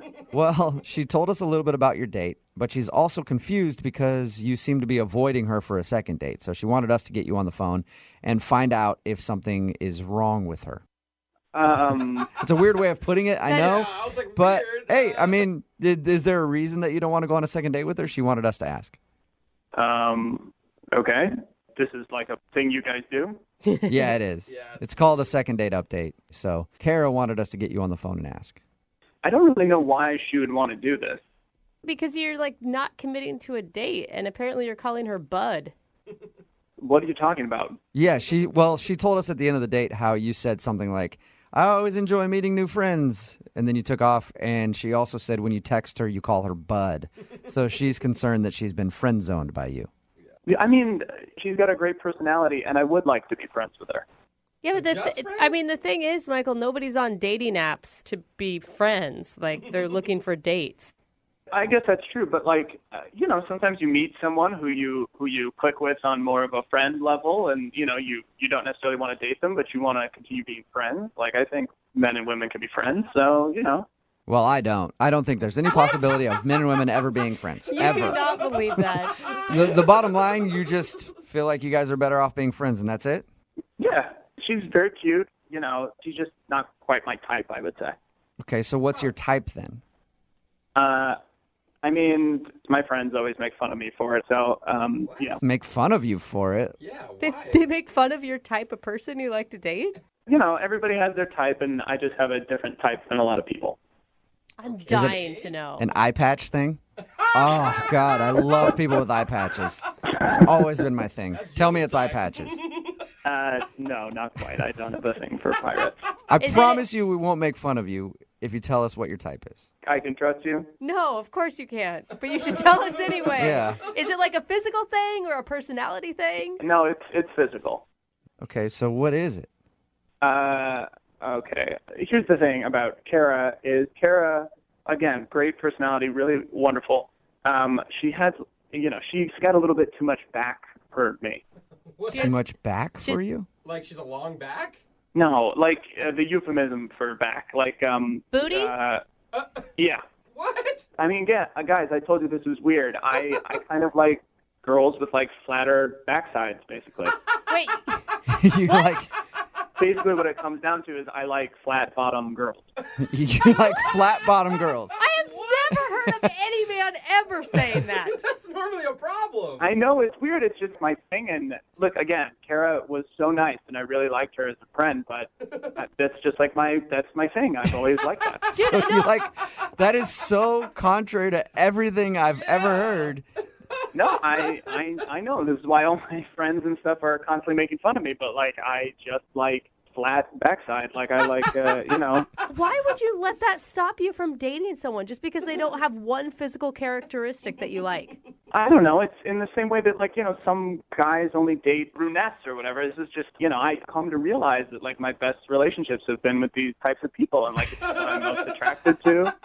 Yeah, I mean, you can't help it. If you're not attracted to big booties, then you're not going to be attracted to it. I mean, it's not actually just big booties. I don't even like average. I like them flat. It must be really hard for you to find girls that you are really attracted to. No, you would be surprised. I mean, like, Connecticut is a great place to look. Connecticut? What are they? No stairs in Connecticut ever. No one builds up a big butt. Yeah. Okay, so do you take, like, vacations to Connecticut to find girls? No, I've been online, and just for some reason, a lot of girls from Connecticut, it's just like a thing. Okay. I don't know. You learn something new every day. Girls in Connecticut have flat bottoms. What kind of workouts do they do? They don't. They don't do any workouts. Well, I mean, that's an honest reason, I guess. You just didn't find her attractive because too much back. That is weird. Well, and look, I understand that it's very strange. But I don't know. I mean, you like what you like, It's too bad there's not a dating site specifically designed for you and your type. Flatbottom.com or something. I don't know. Maybe I'll come up with it for you. Michael, thank you for being honest. I appreciate it. That's funny. I also feel like I need to be honest with you now at this point. Kara is actually on the other line listening and wants to talk to you right now. She's not on the other line. Come on. Yeah, she is. Kara, you there? Hey. Hey, what's up, Kara? Big booty ho! Oh, my God.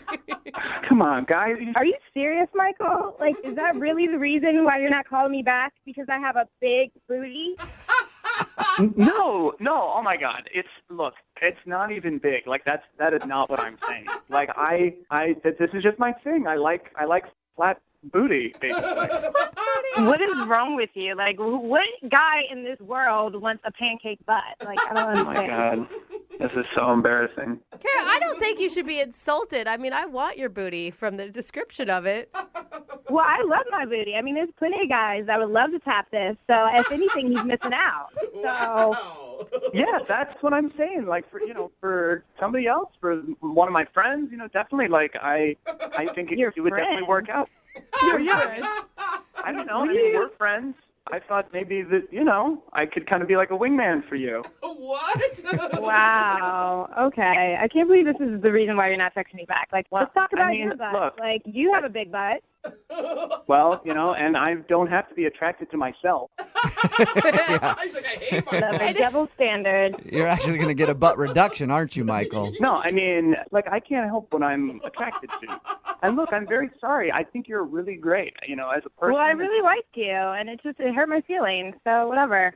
Oh. Kara, it shouldn't, I'm sorry that you feel that way, but it shouldn't hurt your feelings. For most guys, your butt is, like, perfect, but it's just not for me, I mean, not everybody likes Nicki Minaj. Like, it's, Wow. Some people like Taylor Swift. It's not a big deal. Yeah, that's true. That's so good. What if I told you something about yourself that I didn't like? Like your nose. Like your nose is pretty big, but I wasn't going to say anything about that. Oh. Well, I mean, if you don't like guys with big noses, then you're probably not going to like me. But I really like your personality, so I thought I could see past it. Well, you know what? I'm glad this happened, actually, because I actually really like you as a person, and I want to be friends. So I'm kind of glad this happened. I'm glad this is out in the open now. Oh. All right, well, let's see if I really want to be your friend. I don't really blame her, though, Michael. I mean, you're being really superficial. I mean, trust me, I understand this, and this is a conversation I've had before with, various friends and stuff, but it's like, you like what you like. That's what I like. Yeah, I mean, if you don't find somebody attractive because of a physical feature, no matter what it is, you just don't find them attractive. Yeah. I mean, Kara, again, like, my friends would love your butt. Can I introduce you to a friend of mine? I know a lot of great guys who would love your butt. I mean, it just doesn't work for me, but some of my friends for sure. Well, I'm not desperate. I know a lot of people that like what I have too, but that's kind of share me with your friends, okay? Okay, well, I'm not saying that you're desperate. I'm just saying, as your friend, I want to help you. As your friend. I just don't think I really want to be friends with somebody who thinks the way you do. Like, you're a bag. Okay. I don't know. Look, you're just being emotional right now because, I found a specific thing that I like, and I just like girls with flat hindquarters. That's pretty much it. Oh, All right, well, I I know the answer already, but I'm going to ask the question. Michael, would you like to go out on a second date with Kara? We will pay for it. As friends, I would love to go out with her again. Hey. All right, well, I don't want to go out with you. Oh. You can just go out searching for all the little pancake butts out there. You can even go to Connecticut if you want to. All right, well. It's a lot of passion. Yeah, Kara, I'm sorry you didn't get a second date, but you found out good news. Sounds like you have a nice butt. Mm-hmm. Yeah. That's true. I already knew that, though. And I can tell you right now, there are a lot of dudes listening to this show right now who are texting in who want to date with you. So don't worry about that. You're going to be fine. Michael, I don't know about you, though. It's going to be really tough for you to find dates. I mean, I guess so, but if anybody texts you saying they have a flat ass, you know where to find it. All right, I'll hook both you guys up. Text in 78592. Brooke and Jubal in the morning. We learned something very important from today's second date update. If you missed it, the thing that we learned is all the flat-bottom girls are in Connecticut. That's where you have to go if you don't like the booty. Yeah. Apparently, Kara wanted us to call a guy named Michael. He wasn't calling back after their date. We got him on the phone, and the reason that he wasn't calling her back, apparently Kara has a booty. Not a huge booty, not a way too big booty, just a booty. And Michael says that his thing is he likes girls with really flat butts. Which is so strange. That's simple. But it's also so shallow. Like, you chalk someone, like, you write them off all because of just one you like thing. what you like. If you don't find somebody physically attractive, he kind of friend-zoned her, and that's cool. Yeah. Like, he liked her as a person, but he's like, we can never date romantically because you got that booty. Sorry. I will And say, I like the flat butts. I have a really flat butt, and I feel like I should support him, but I just should. can't. This is like one of the few guys that's actually into your type. Whatever. You know what? Somebody texted in at 78592 that said, I'm married to a girl from Minnesota. She has the flattest butt ever. Yeah. Maybe this guy should go shopping in Minnesota for a lady. So now we need to figure out where in the country do the smallest butts exist. And maybe we could send this guy there on a vacation so that he can find a girl that is good for him. I feel like my long line of flat butts, it's a genetic thing, comes from Oklahoma. Oklahoma, So, all right. I mean, that's where my mom's from. And So we got- my aunts, shoot. Connecticut, Nothing there, man. Oklahoma, Minnesota. Where is the mecca of the small butt in America? Well, maybe we could do like a GoFundMe or something to send this guy there. Because that is a very specific taste. It's like, And they agreed to not go out again because he just can't. He's not into it. He just likes a back with legs attached to Yes, it. he does. Remember, if you want to do a second date update, all you have to do is email the show, and we will call the person who didn't call you back. Brooke and Jubal's second date update. Doing the second date updates, we've heard a lot of stories of people being blown off after a one-night stand. Oh, yeah. They wake up and somebody's gone. Maybe they have to find a cab home. But this is probably the most messed up story I've heard about somebody getting left after a one-night stand. Oh, no. Really? Alyssa is on the phone with us. She emailed us. Alyssa is kind of familiar with our show. She's actually from Florida. Oh. Alyssa, how are you? I'm good. How are you doing? Good. Your email floored me.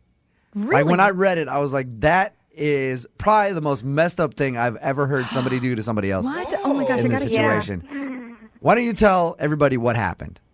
So I met Alex. This is the guy. I met him online, and we talked for a while. We actually had like a long distance relationship online for like 6 months, and it progressed, and he's here in Seattle.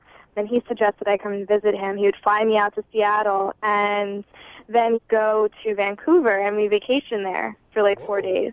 Vancouver, Canada? Canada, yeah. Okay. Yeah. It sounds cool. Like, so you started an online relationship with this dude. How long had you known the guy online before you flew out here to hang out with him? 6 months. Wow. And that's a considerable amount of time. I mean, you guys probably talked, every day? Yeah, I got to that point pretty quickly. I mean, we just like had an instant spark. Was it awkward at all when you finally got out here to meet him? No, it was great. I met him at the airport, and he was exactly what I thought he would be. He was funny, and we got along really well, and he was cracking jokes. Actually, when he was driving me, I was in his car. That was when I first heard your show. Oh, wow. It's amazing, isn't it? It's a wonderful Yeah. show, really. Yeah, it changes them. Thank you for listening. Well, that's pretty amazing that you thought he was exactly like you imagined and didn't misrepresent himself at all, because I've online dated, and a lot of people do that. Just give it a minute, Lydia. You're gonna hate this guy. Oh, okay. So you went up to Canada with him, and you guys had a good time and hung out. Yeah, when he picked me up from the airport, I thought we were gonna, I was gonna show me his place and show me around town in Seattle, and that didn't happen. He immediately we went to Vancouver, and we were at this great hotel. And he asked if I wanted to have a separate room, and I said no, that's fine. But he was a real gentleman about it, and he was really sincere. And that night we had drinks, and it was just so much fun. And the next morning, You guys ended up hooking up, right? Yeah, we did. Oh, but it was on her terms, though. Yeah, no, that's not the bad part. The hookup, well, I don't know if it was bad or not. I didn't ask, she didn't include in her email if it was good. The sexual review. But what happened after is the part that I'm talking about that was like amazing to me. I mean, you got to tell us, Alyssa, because up until this point, he sounds like Prince Charming. Flew you out, took you to this nice hotel. You had an amazing time. What happened? So we hooked up, and the next morning, I wake up, and he's gone. And there was a note, and there was money on top of the note. And on the note, it said that he had an emergency, and that the money was for the bus back to Seattle. Oh, and I was supposed to stay there. We were planning on this trip in Vancouver for 4 days, and it didn't. I had to completely reschedule my flight. Oh, my God. And I called him several times, and it went straight to voicemail. I went back to Florida. It's been a few weeks now. I have not heard from him. Oh, at my all. God. So he met her online in Florida, flew her out here. They went to Vancouver. We're supposed to be there for 4 days. Ended up hooking up with her. The next morning, gave her money. Was like, here's a bus ticket back to Seattle. Sorry about that. Got a family emergency. She's in another country. Yeah, and so she had to get a bus back here and try to figure out her flights and everything else to go home. Even if there's an emergency, you wake somebody up and tell them. Lydia. Wow. Oh my God, I can't believe I told you guys that it was messed up. And you want us to call this guy, but you don't want to call and ask for a second date. You just want to know what the hell happened. No. I'm done with that. I just need to know. I just need to know what the Right. Yeah. I've never had this I've never had a girlfriend who's had this sort of thing happen. This is so messed up. And there was no reason that you could think he would leave you there other than just he got what he wanted and then decided to leave you in another country. No, nothing. And think of how much money and time he invested just to do this to you. That's such a weird thing. I kind of believe there was an emergency. Oh, I don't believe it for a second. I'm just saying, that's crazy. If it really was an emergency, it's been 2 weeks. Yeah. Yeah. She's gone back to Florida. At that point, you call and tell her what happened. He's obviously ignoring her for a reason. Yeah. All right. Well, Alyssa, we're going to play a song, come back, call him, and get your second date update, all right? Okay, thank you guys. Okay, just hold on. Moving 92.5. Brooke and Jubal in the mornings. Second date update. Hey, Alyssa. Hey. Hey. I was thinking about your predicament, and I do think that there is a silver lining. How could there possibly be a silver lining? Well, the dude that you want us to call may have left you in another country after a one-night stand, but at least that country was Canada. Right? Touche. There are a lot worse places. He could have left you in Tijuana. Yeah. Or Juarez or somewhere like that. At least you were in Canada. Oh, gosh. If anybody's just tuning into the second date update, Alyssa was actually left in Canada after a one-night stand by a dude.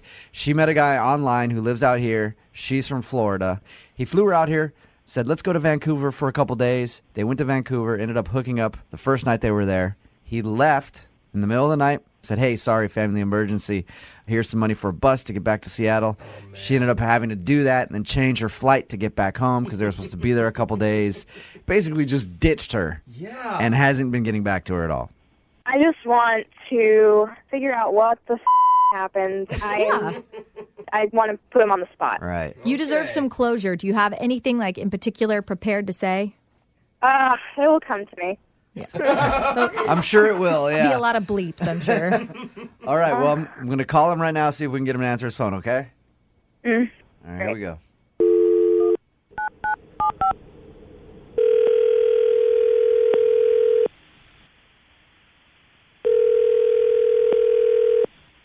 Hello. Hey, can I speak to Alex, please? This is Alex. Alex, what's up, man? This is Jubal from Brooke and Jubal in the Morning. I'm moving 92.5. Are you serious? Yeah. What's up? No, really? Yes, it is. This is kind of crazy, man. I love your show. I'm a long-time listener, a long-time fan. I've heard that you listen to us, actually. How you doing, man? I'm all right, man. I'm a little bit on edge, though. What's up? Why are you calling me, dude? Well, I'm sure you're probably aware of the second date updates. Oh, man. Come on, dude. That's how I know you're a listener, because they said that you listen to our show all the time. You're actually the person that introduced them to our show. Is it starting to come to you, Alex? Do you know who we're talking about? Yeah, hold on. Time out, man. Is she on the line? Are you talking about Alyssa? Yeah, is she on the line? The girl from Florida? Yeah. No, she's actually not. She's not on the line. I know you know how the second date updates work. Normally the other person's on the line, but her being in Florida, like we couldn't work out the time change or whatever. But I read the email, and her email floored me. I couldn't believe that you left her in Canada. Time out, man. No, dude. Whatever she wrote, man, it's just not the truth. Okay, well, what is the truth? I was catfished. You know what I'm saying? You were catfished? What? Yeah, man. I was catfished, man. I show up. No, dude. It was not even close. Okay, to being the same person. What she told us was that, you guys have had an online relationship for a few months, like 6 months. You flew her out here. You said, let's go to Canada for a couple days. And then you guys hooked up. And then you just ditched her and gave her some money for a bus ticket. And we're like, hey, I got a family emergency or something. What was I supposed to do, man? Really? Okay, so what happened It then? was not the same person, dude. Yeah, I was being cool, man. I'm not going to be a jerk to her, you know what I'm saying? Oh, yeah. But, like, those pictures were, like, of her in high school or something. I don't even know, man. Yeah, Alex, define not the same person. Like, Dude, she was heavier. Her face looked different, man. Like, it was just it was just not what I was expecting, man. You know? If you were in the situation, you would have done the exact same thing. Now, Alex, Really? I mean, you had to know this was a possibility. Why go to Canada still and do this whole thing if you felt that way? Well, what was I supposed to do? Just put her back on the plane when I first met her? Like, literally a minute after I met her, I'd be like, hold on, time out. This is not what I signed up for. Go back. Yeah, that's exactly what you're supposed to do. You're supposed to let her know. No, man. But you still slept with her, man. It's kind of like when something's not as advertised on a website. You could just send it back, Yeah, right? yeah. Like, don't even Yeah, get but to you the gotta point try where you on have the to... clothes. You got to try on the clothes, don't you? No, you don't have to try on the clothes. You realize what? You hooked up with her, regardless of the fact that you feel like you were catfished. You hooked up with her and then just ditched her in Canada. Yeah. Hold on, I didn't. No. I didn't ditch her, dude. I left her money for a bus and everything. You hung out for that entire time, hooked up with her, just hang out for the next 4 days and then blow her off when she leaves town. No, man. I got things to do, man. I got to go back to Seattle and do what I'm doing there for work, man. You know what I'm saying? I got no time to waste with this. Alex, why are you going to hook up with her if it was that bad? Well, listen, man. We went out that night. We partied, and I'm not saying that she looked better because, we were out drinking, but, like, listen, it's hard to say no. You're a guy. You know what I'm saying? It's hard to say no. You had a couple drinks in you. What are you going to, like, turn it down? No, man. Like, it's like, come like, on. putting it in your face, man. What are you going to do? I'm human. Alex, I have a confession to make. Okay, what? I told you earlier that Alyssa wasn't on the phone because she's in Florida. Oh, come on, man. But Alyssa is, of course, on the other line. Yeah. Dude, that's wrong, man. Yo, I told you I'm a long-time listener, long-time fan. How are you going to do me like that, man? Oh, sorry, man. Alyssa. Hi, Alex. Oh, my God. You are such a piece of Are you kidding me? You're talking about how I man. looked? Are you seriously going to go there? This is not fair. No, this is totally not fair. First of all, I'm the one that even told you about this show. And second of all, you lied to me. You didn't tell me. You turned on the radio. No, this is totally not even fair. You want to talk about don't even go there. Don't even go there with me. You lied to me for 6 months. You lied to me for 6 months. You know what I'm saying? I think that I'm a gentleman. Like, what was I supposed to do? I left you money and everything. Like, I'm not trying to hurt you, you know? You left me in Canada, you dipshit. First of all, no. First of all, I got you a plane ticket. You could go back at any time. You had a plane ticket to go there, and I left you money for a bus. Oh, you do not. Like, what was I supposed to do? Did you tell that to your mother? Is that what you do? That's what you do with women? Wait. Why are you talking about my mother? Like, listen, honestly, I think I'm a gentleman, and I think I treated you with respect. You need to look in the mirror. No, man, no. This is totally not even fair. Yeah, man. So then just tell me, who the hell's in the picture? Who the hell's in the picture? Because it wasn't you. Yes, it was me. Yeah, It was Alyssa. you like maybe 5 years ago. It wasn't you today. Alyssa, did you mislead Alex? Be honest. I had my hair. It was a different color. Really, just the hair? Yeah, her hair was different. It was 40 pounds different. Okay, so Alyssa, you didn't knowingly try to catfish Alex, though. No, I wouldn't try. I'm not going to do that. No. I mean, just stupid. I don't know what to think, man. Listen, I'm not trying to make you feel bad. I was trying to be a gentleman about it. I'm sorry to leave you there, whatever, but I left you money to get home and everything. You know, but I just didn't want to you hurt need to cut you. the gentleman because it's not working. Yeah, okay? don't use that word. Everyone You know, I did the best I could. You know, all you Florida girls are crazy. Hey, I will agree with you. Florida is a really weird place. But, Alex, do you ever take blame for anything? Because like this whole time, that's not fair. Well, when I'm in the wrong, yeah, but I was misled, man. I am not in the wrong here. I was misled. All right. Well, Alex, I would love to ask if you'd go on a second date with Alyssa. And Alyssa, you know what? If you will come out here and go on a second date with Alex, I'll fly you out here. No way. Yeah, I want these two to go out again. No, Alyssa, I will. It's cool. Don't worry about it. It's cool. It's definitely cool. Free trip, Alyssa. I'll fly you out here. Send you guys to Vancouver. No. And we can do it all all again. Yeah. What do you think? That's You can stop. You can go yourself. Me or Whatever. Alex? At least somebody's gonna be me. You know, nobody you. Oh, gosh. Oh, you know what? Maybe you should pay for him to get the hair transplant because he's kind of losing it a little in the back of his head. Oh, no. How old are you again? Low blows, man. Whatever. While you're at it, pay for your lipo. Somehow my this gosh. second date turned into like a bad your mama joke fest. Brooke and Jubal in the morning. The girl on the phone for a second date update today says that the guy she went out with was the classiest dude she's ever met. So I'm assuming they started their date as he showed up on a white steed, dressed in full regalia, and then he jumped off his trusty horse and regaled her with stories of his conquests while they regaled at dinner and she regaled back. Yeah, that's so much regaling. Clearly have no idea what the word regalia means, but it sounds appropriate. Summer, did you get regaled on your first date? That sounds so bad. No, that sounds weird. Yeah, it sounds Really? uncomfortable Yeah. is what it sounds like to me. Yeah. Well, you said that he was classy, so I just assumed that regalia had to be happening somewhere in there. Well, I mean, he was classy, but I mean, it wasn't anything like weird like that. Okay, so what do you mean by it was the classiest dude you've ever been out with?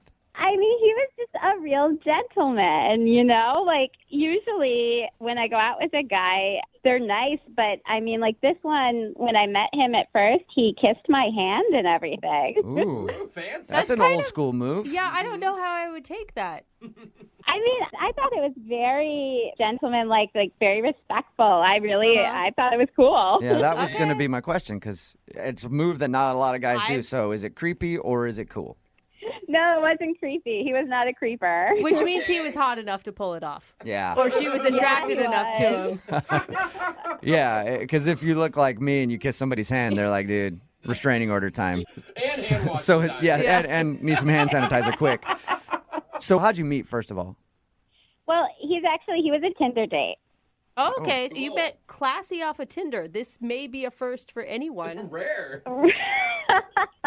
I know. Usually you swipe through and it's a bunch of, well, it's some interesting characters to say the least. But no, he was very nice. Like he's very professional type of guy. Like he didn't say anything that was weird or off, and so I was excited to meet him. Okay. Okay. What's his name?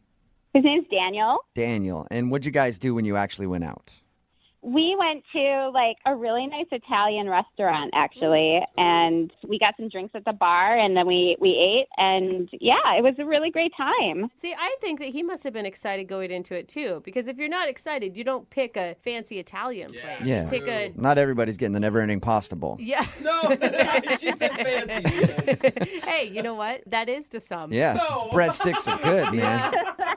So dinner was good, though? You guys get along? It was really great. Yeah, we got along really well. He was super attentive. He was seemed very engaged, and he kept complimenting me. About what? It was like, oh, you're so beautiful, you're so funny, like all sorts of nice things. Okay. So if everything was great, then why do you think he's not calling you back?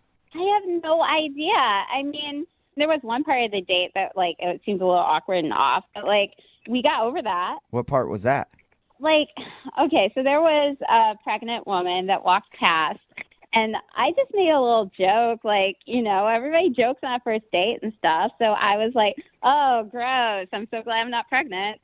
Whoa, that's But wait, So you ripped on hold I don't know, if I were going out with you and you ripped on a pregnant lady, I'd be like, this girl's awesome. No, I love it. She that's just not rips on fair. anybody. But here's But the I could thing. see how somebody'd be like, that's a little harsh, don't you think? It wasn't particularly mean. It was just about the state of pregnancy is uncomfortable, and Okay. so everyone knows that. So I was like, oh, so glad I'm not pregnant. That would be horrible. Ugh, I don't know how much of a joke that is, though. Yeah, it doesn't sound like a maybe joke. something like, oh, look at how much pasta that lady ate. That's maybe more of a joke. The second That's like a fat joke. Yeah. Well, second date update is just turned into the proper ways to make fun of somebody. This is amazing. Do we even need to call him to ask for a date? I just want to continue this conversation. You guys, you're making it seem so bad. It wasn't. It was just seriously me being like, oh, can you imagine if I was pregnant? Oh, wouldn't that be horrible? That was all I did. if it was awkward about you saying, ick, pregnant lady, what was his response that made it awkward? Well, he just kind of he kind of stiffened up and leaned back and was like, he seemed very off put, and he was like, oh, it was just one of those awkward moments where he didn't really say anything, That's but not good. clearly that affected him somehow. But you said at the end everything seemed fine. Yeah, exactly. Everything did. I mean, he kissed me on the cheek, and he was very much see you next time, Okay. So you said you've tried texting him and calling him. Have you done that a lot or just a few times? No, I just sent 2 texts, and I tried calling once. And that's it. That's it, yeah, because I didn't want to scare him off, but apparently he's already scared off. For some reason. All right, well, we'll play a song, come back, call him, and find out why he's not calling you back in your second date update, okay? Thank you so much. Yeah, hang on.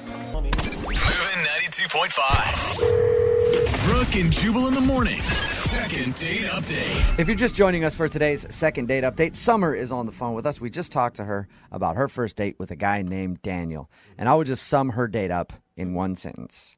Everything was going great until the pregnant lady showed up. Yep, showed up and ruined everything for Summer, or at least that's what she thinks. Just a quick recap. She met a dude off of Tinder, Daniel, the guy we're talking about. They met up, went to a great Italian restaurant. She said that he was classy and gentlemanly. And then there's one point in the middle of the date that there was a pregnant woman, and Summer decided for some reason she needed to rip on that pregnant woman and looked over and was like, oh, God, could you imagine if I was pregnant right now? That looks terrible. And I guess he sort of tightened up after that, like, that was rude. But it was really just a misplaced joke from Summer, and it didn't work out that well for her. I mean, I don't hate pregnant women. I just said I'm glad I'm not pregnant right now. Like, I am. I'll tell you, you sound like a very happy, bubbly person. And as a mom, I'm just going to say, don't take offense to what you're saying. So she supports you. Yeah, I don't know. Oh, thank you. Thank you for your support. It means a lot. But apparently Daniel seemed a little awkward after that, but they still ended the date with a kiss on the cheek. And Summer, according to you, it's one of the best dates you've ever been on, so you can't figure out why he's not calling you back. Yeah, exactly.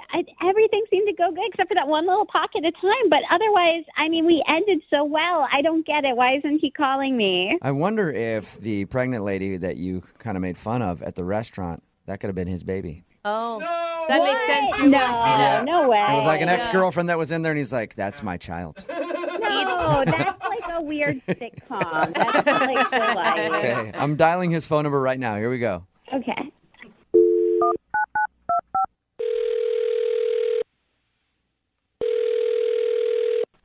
Hello? Hi, is Daniel there? Yep, speaking. Hey, what's up, man? How are you? This is Jubal from Brooke and Jubal in the Morning. Hi. Hi. The radio show? Yeah. Yeah, are you familiar? Yeah, I've heard it a couple times. Sweet. Oh, What do you think of it? Yeah, you guys are cool. You don't mean that one bit. You have not listened enough. I could tell that you did not really mean that. He's like, I heard 10 minutes one time. No, I did. I mean it. Okay, you could tell you didn't. You're like, yeah, you guys are cool. I don't know. Yeah, sure, whatever.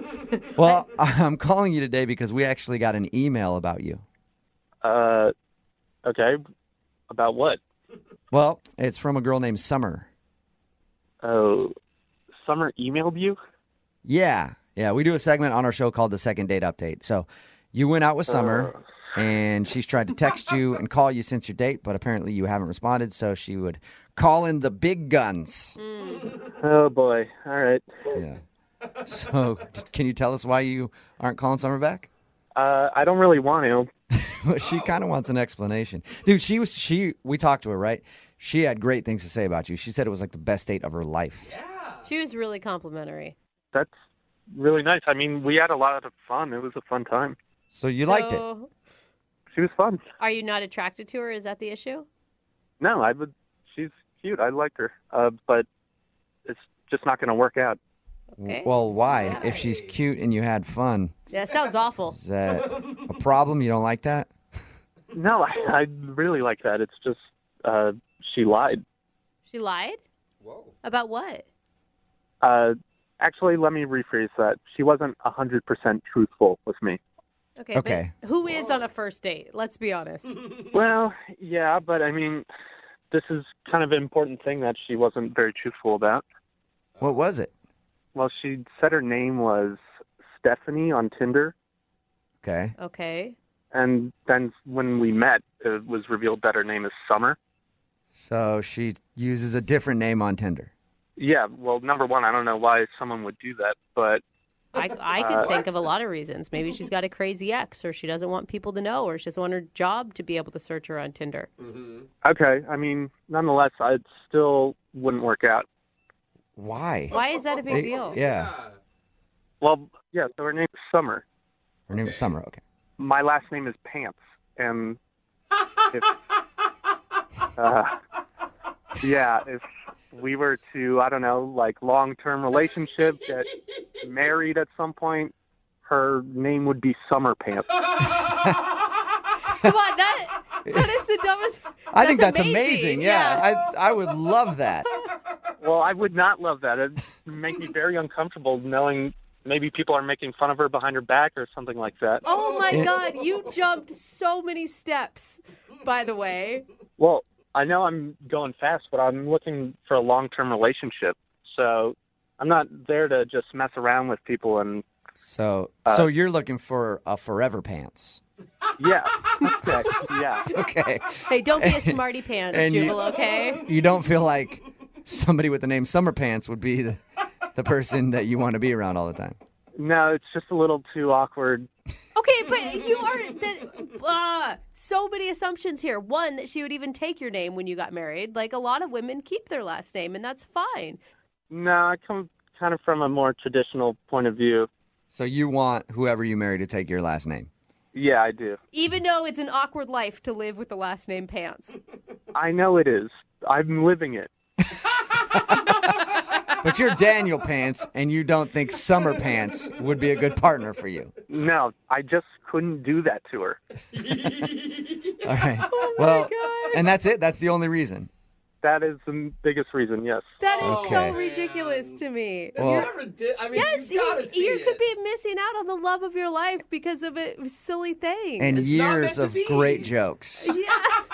Yeah, that's a problem for me. I don't want my wife's name to be a joke. I just want us to be a happy family of pants. Oh my God. See, now you're making jokes about your own last name, so you can't really judge.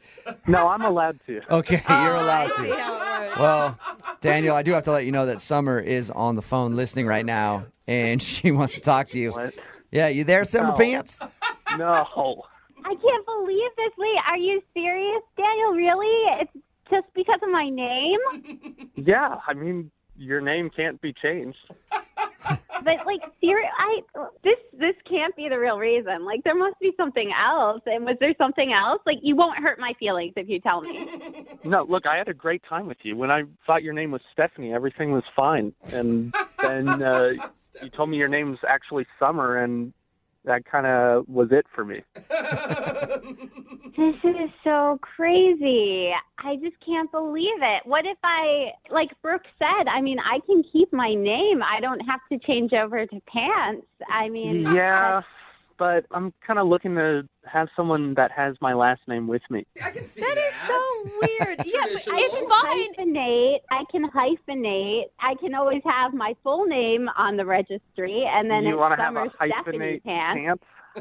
Hyphen pants. Hyphen Pants, yeah. Well, no, I don't care. Like, I really don't care what my name is. I think it'd be fine. I don't think people will think it's weird. And I love the name Pants. It's great. It's only 5 letters. That's perfect.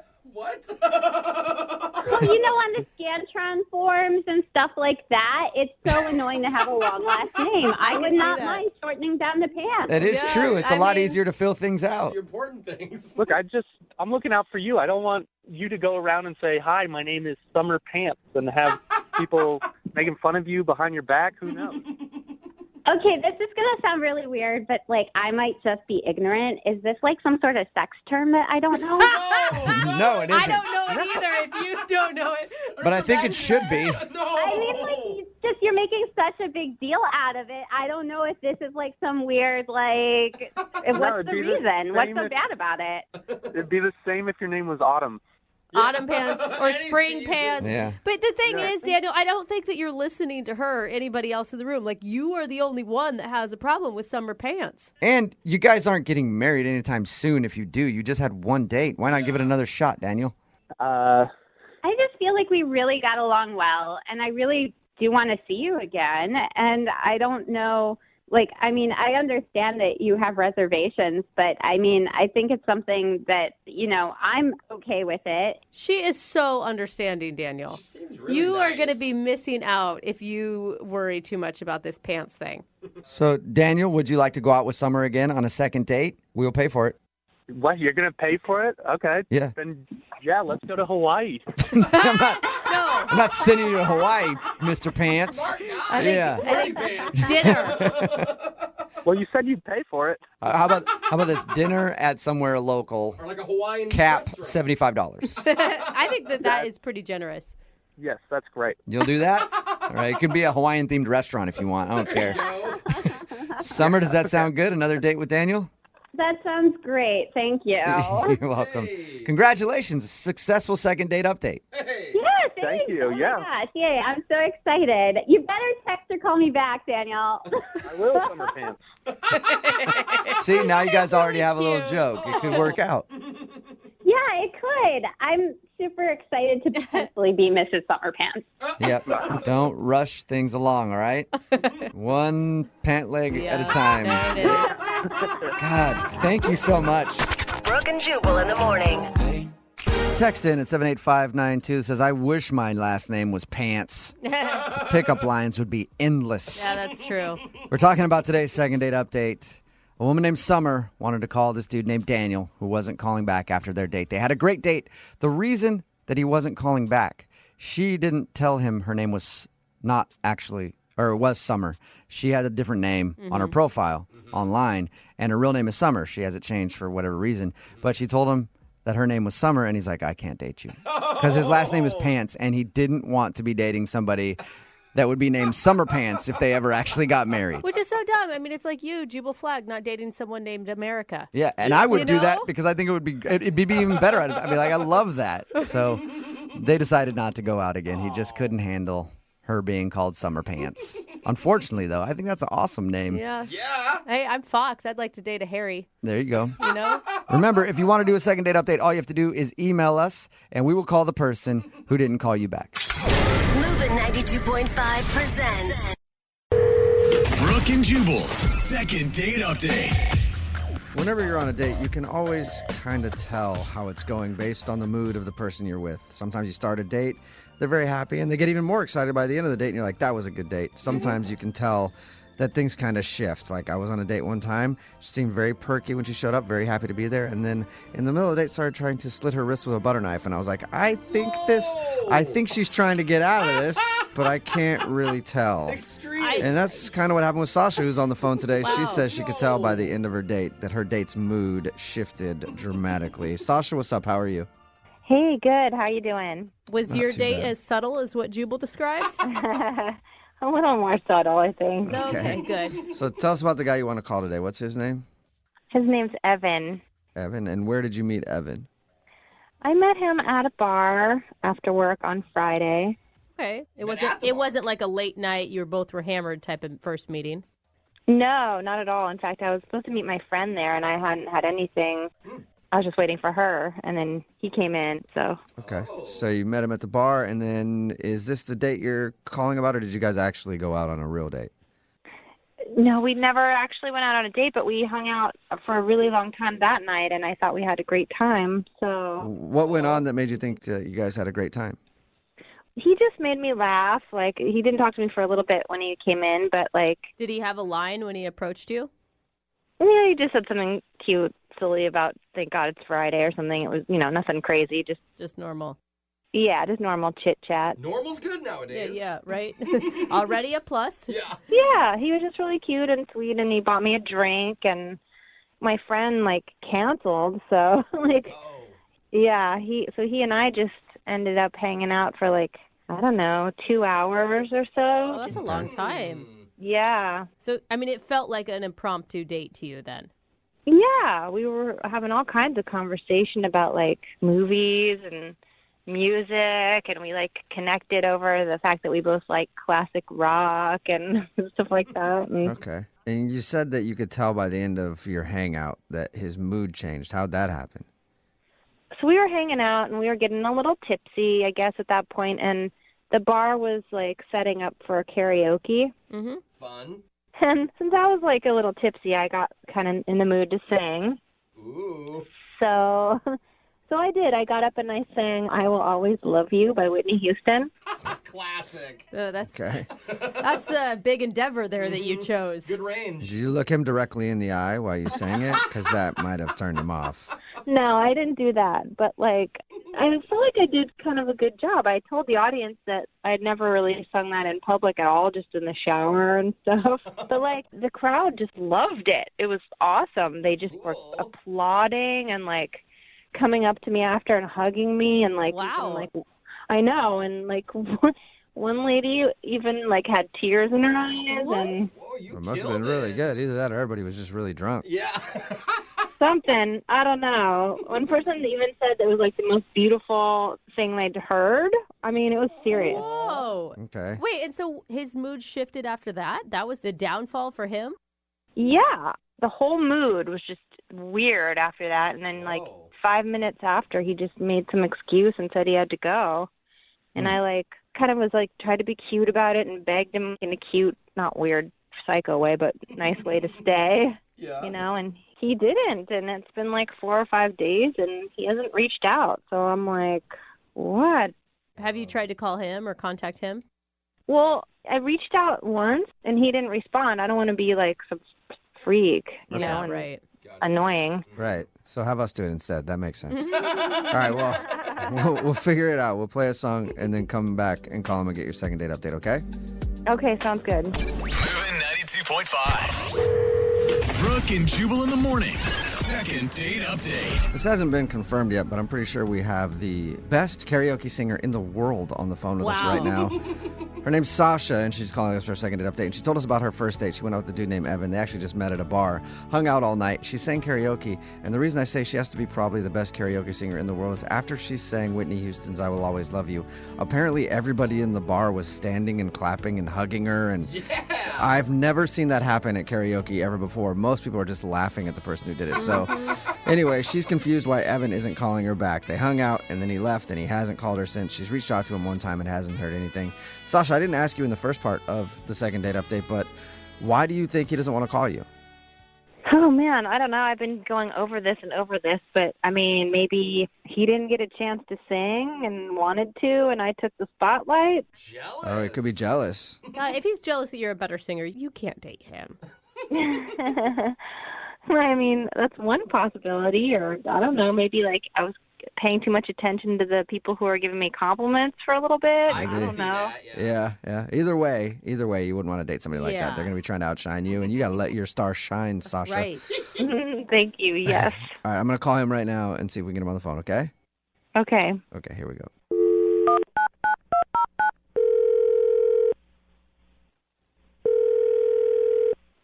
Hello? Hi, can I speak to Evan, please? Yeah, this is him. Hey, Evan, how are you? This is Jubal from Brooke and Jubal in the morning. From where? Brooke and Jubal in the morning. It's a radio show. Oh. It's always what you want to hear. Oh. Any clue why I'd be calling you? Oh, is this like one of those prank call things or something? No, prank that's another thing. That's another thing. It's not that. We do a segment on our show called the Second Date Update. That's where if you go out on a date with somebody and then end up not calling them back, they can email us to get you on the phone and find out what happened. And so we got an email about you from somebody named Sasha. Really? Yes. Sasha emailed us and told us about the night you guys met and hung out at the bar. Yeah. And she's also curious why you haven't called her. She says it's been a few days. She really liked you, thought you guys had a good time, and nothing. Oh, boy. Okay. Was she confused maybe that, I mean, she said you guys met and spent 2 hours together. Did you not think of it as a date? No. I mean, that part's right. I mean, it kind of ended up feeling like a little date. We hung out for a while. Mm-hmm. I mean, look, she was cool at first, but... That's a big vibe. Yeah. She was cool at first, but... I mean, look, if you have to tell her something, you could just tell her, maybe I'm not ready to get involved with someone that's in a situation like hers. What's her situation? She didn't tell us she had a situation. Yeah. She just said she was waiting for a friend at the bar and they never show. Oh, you don't want someone who has friends that bail on them? Is that it? She said she was waiting for a friend. They didn't show up. What's her situation? Yeah. I was just kind of disappointed. It was going great, but then, I don't know. It got kind of weird. She said that when she got up and sang Whitney Houston, I Will Always Love You, and she finally got back to where you were sitting, that your whole mood changed after her performance at karaoke. Yeah, that's 100% correct. Okay. Really? So was it the singing? I mean, for like an amateur singer or whatever, she was actually pretty good. Did you think that she was trying to tell you that she'll always love you? Is that the problem, and that freaked you out? Well, no. I mean, that would have been weird, but I don't know if she conveniently left this part out or if she forgot because she had a couple of drinks. But right before she sang the song with the title, I Will Always Love You, she dedicated it to her ex-boyfriend. Wait, like on stage? Whoa. Yeah. That's awkward. Okay. Yeah, so you can kind of see where that threw me. Yeah. I don't blame you. I think I can see your point. That's Did big- she say anything else about it? No, I mean, she just went up there. She dedicated it to her ex-boyfriend. She said, this is for Dennis. Oh, my God. She belted it out. Everyone loved it. And then I'm sitting there like, okay, is she trying to send me a message? Maybe she's trying to say, I don't like you very much. That's what I would have thought. All I can assume is, I mean, well, clearly she's not over this guy. You know, it seems like a big red flag to me. And did she say Dennis is her ex-boyfriend, or could Dennis be somebody else? No. She said, to my ex-boyfriend. Oh, Oh, man. And then that saying, I will sounded always really love you. good. And then is wondering why you're not calling her back. Yeah. Not a lot of blame on you for that one. Yeah, maybe if it was a different song or something, you know. Yeah. Yeah. Maybe I will always hate you. That would have been better. All right. Well, that's very understandable, Evan. Thank you for sharing that with us. I appreciate it. No problem. You know who else appreciates it? No, who? Sasha, because she's actually on the other line listening and wants to talk to you. What? Are you kidding me? No, I'm not. Unless she hung up. Sasha, are you there? I'm here. Hello. Oops. Oh, hey, how's it going? Hey. Oh my gosh. Now I know what happened. Yeah. Sounds like you got your answer, Sasha. How'd you leave that part out? Yeah. I mean, come what on. is the big deal? I mean, I just think it's shocking that you're even reacting this way. Like, don't you have people that you love in your life? And it's just a song. Big deal. Yeah, I mean, I do, but I wouldn't do that in front of, like, an entire bar of people.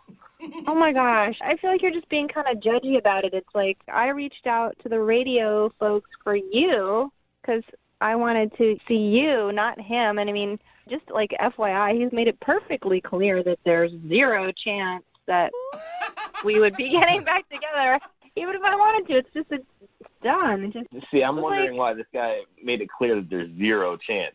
So now Yeah, usually when someone's like, there is absolutely no chance ever that I will ever get back together with you. no, I'm not trying to make myself look bad or something. It was like 2 years ago, but he was my first true love. So, you know. Sasha, you're clearly hung up on this guy and not over him. I mean, that's what it says to everybody listening right now. Oh my gosh, not even. No, it's just, he'll always have a special place in my heart, and the song just came up, and it's in the moment, big deal. But it's not just any song. The song's called I Will Always Love You. So you kind of see how that's weird? And then, did you not hear what I said before? I mean, everyone has a person in their life that they still love in their heart.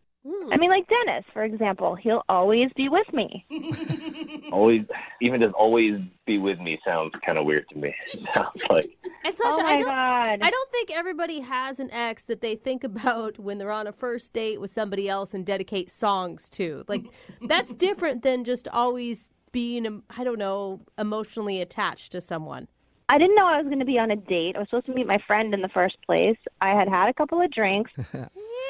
Okay, you met me. You met a guy. We talked for like 2 hours, and it was going great. And the whole time you're thinking, wow, I wonder what my ex-boyfriend's doing. Yeah. That's what it seems like, Sasha. Everyone has been hung up on an ex before. It's hard to get over sometimes. I think everyone can understand that, but I think you just need to maybe realize where you're at. I'm not hung up. I just sang a song. Oh my gosh. I was doing karaoke. It's not like I'm like every single day pining away. Like, if you would have told me about a past boyfriend or something in conversation, that would have been fine. Like, I get it. That's something that comes up. But dedicating a song to him, like... No, I mean, if you want me to make this better, we'll go back to the same bar. I'll do the same song, and I'll dedicate it to you. It does not mean one thing. What do you think, Evan? I mean, yeah, I think she's right. I think it wouldn't mean anything because she'd still be hung up on this guy. Well, wait, let's make sure. Would you like to go on a second date with Sasha? We'll pay for it. I don't think so. I'm sorry. I don't think... It just doesn't sound like it's going to be a good idea. Why? What? Look, because you're in love with your ex. That's why. Come on. No, I'm not in love with my ex. I've explained this. It's just a feeling in my heart that I'll always have. It's just, got it. It's not in love with him. It's just a feeling of love that you have in your heart that you will always have for him. Is that right, Sasha? Yes, exactly. That is exactly what I meant. Okay. Got it. Well, Wow. Wow. Sorry, Sasha. No second date. Evan, thank you for your time. Appreciate it. Yeah. Thank you. And Sasha, don't worry. You'll always have Dennis, okay? Yeah. You guys should call Dennis. Maybe he's free to go out with it. What do you think, Sasha? Should we call Dennis? Ooh. No, I already told you there's 0% chance we're getting back together. Yeah, that's right. Brooke and Jubal in the morning. Brooke and Jubal's second date update.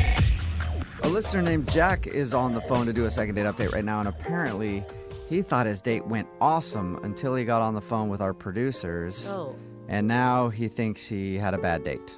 Wait, Yeah. just now you realize Yeah, it? I don't know. We'll ask him about that in just a second. But first, Jack, how are you?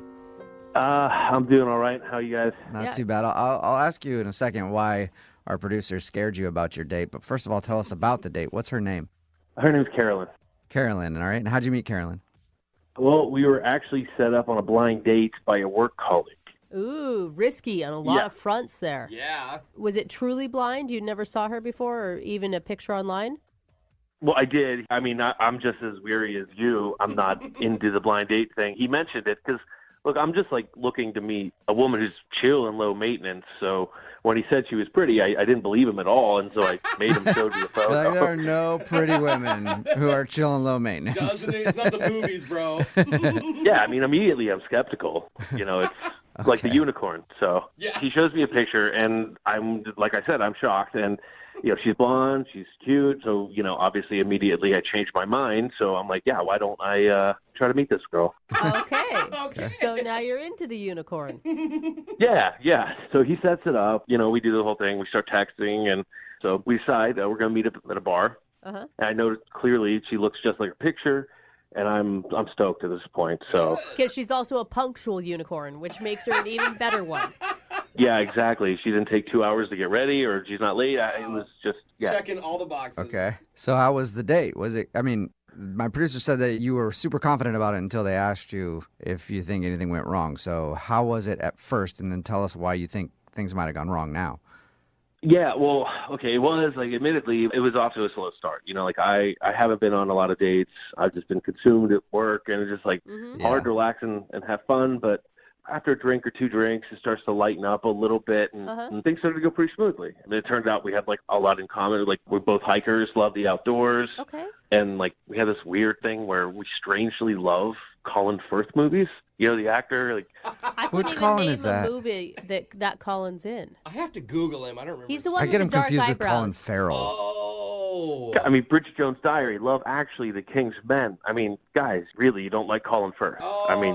Okay, yeah. All right, now I know which Colin you're talking about. So you guys both like him a lot. Yeah, he's just a good actor. So he's a good Colin. Yeah, I like that Colin. He's a good Colin. He's like in my top 3 Collins. Oh, that's awesome. Right above Colin Hanks. What? Yeah. So Tom anyway, Hanks' all son. right. Well, this isn't about all the famous Collins in Hollywood. This is about you and your date with Carolyn.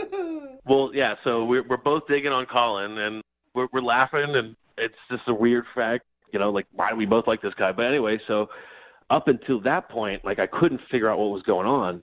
Then I talked to your producer, and there's this one thing I can't shake now that I'm like, oh my God, did this screw everything up? What was it? So a couple times throughout the night, she mentioned, you know, where we're sitting, she's like, oh, it's kind of cold in here. Or like, oh man, I'm cold. And I was like, yeah, it is kind of cold in here. Yeah. But meanwhile, I had this like big jacket, and I never offered to like, you know, hey, would you like my jacket? You know, and I'm just sat there like totally aloof. Yeah, you're like, oh yeah, that sucks. You're like, I'm sucks not for cold you. at all. Yeah, I got I'm this warm. huge jacket. I could put it on at any time and be warm. You should have brought a jacket, dummy. Yeah, and I just didn't even think about it, you know. But But I mean, is that a reason not to call somebody back if you're having a good time?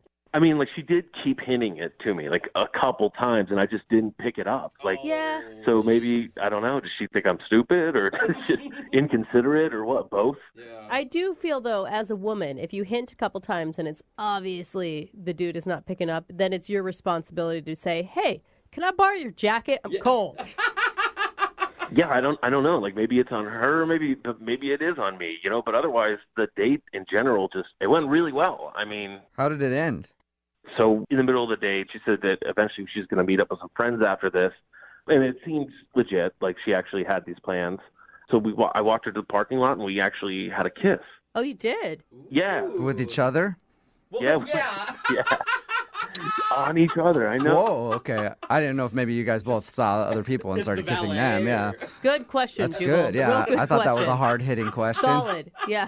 So you guys... We shared a kiss. Okay, sweet. So you guys kissed each other and now she's not calling you back. Did you try to make plans for another date at the end of it? I sent her a text later that night, and I just said, never expected the night to go so well. Great meeting you, and love to see you again. That's a great text. That's a perfect, and you've got nothing back.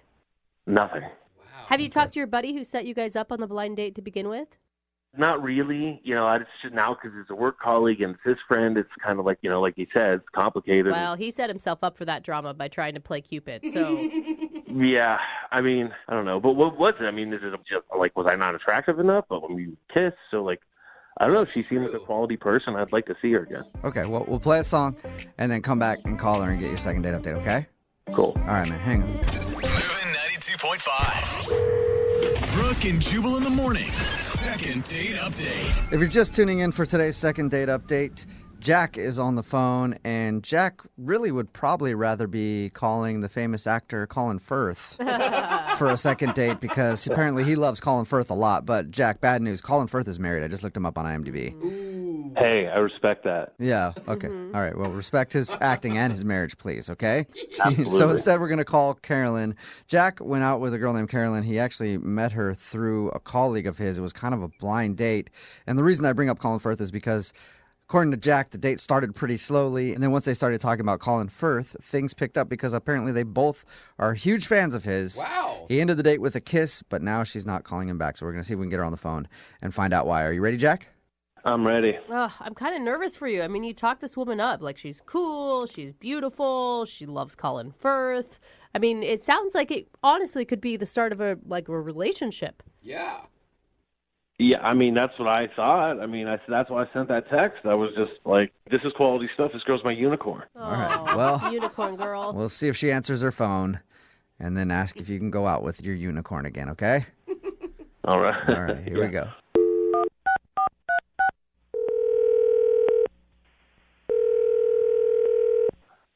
Hello?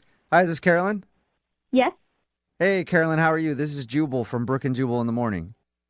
Okay. Why are you calling me? Well, solid question. Because we do a segment on our show. It's called the Second Date Update. That's where if you go out on a date with somebody and end up not calling them back after, they can email us to get you on the phone and ask what happened. And we got an email about you from a dude named Jack.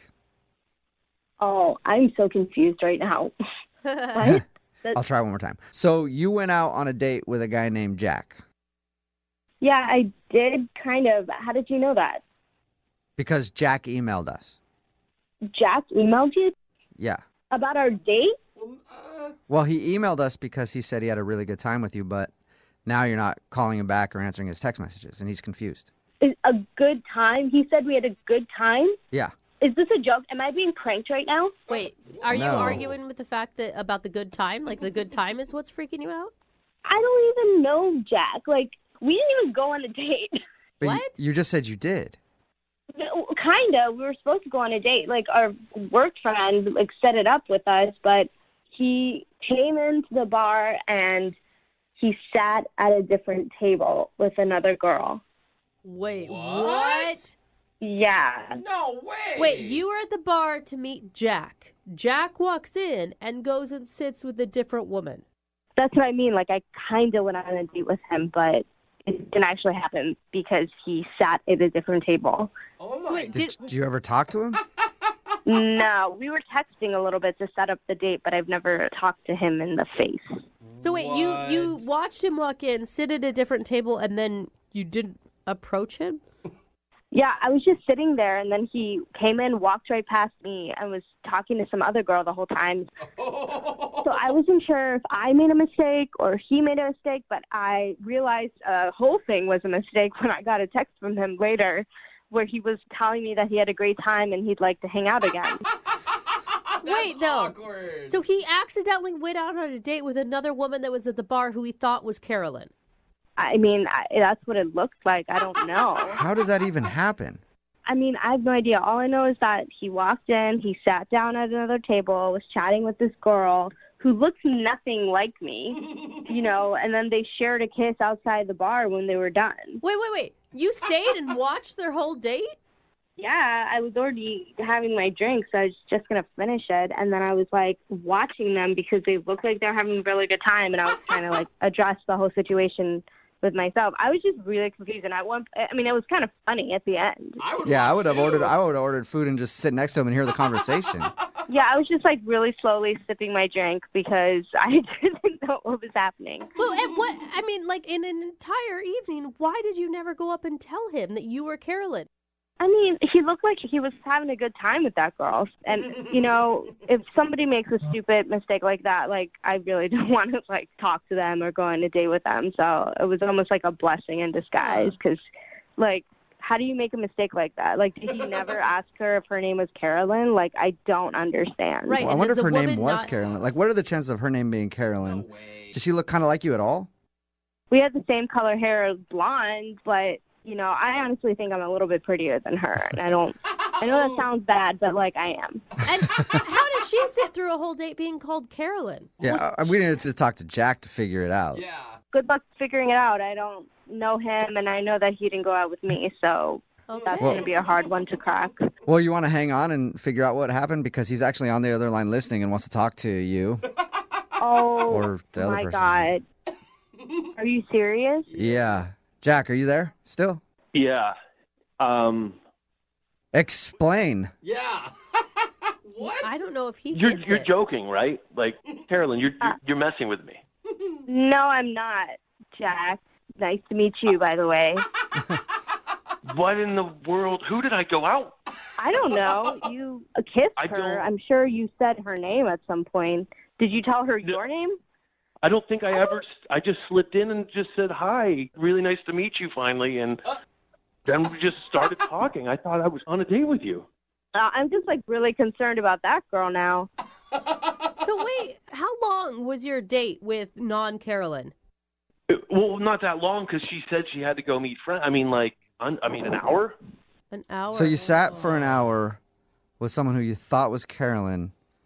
Did you ever talk about your buddy who set you up?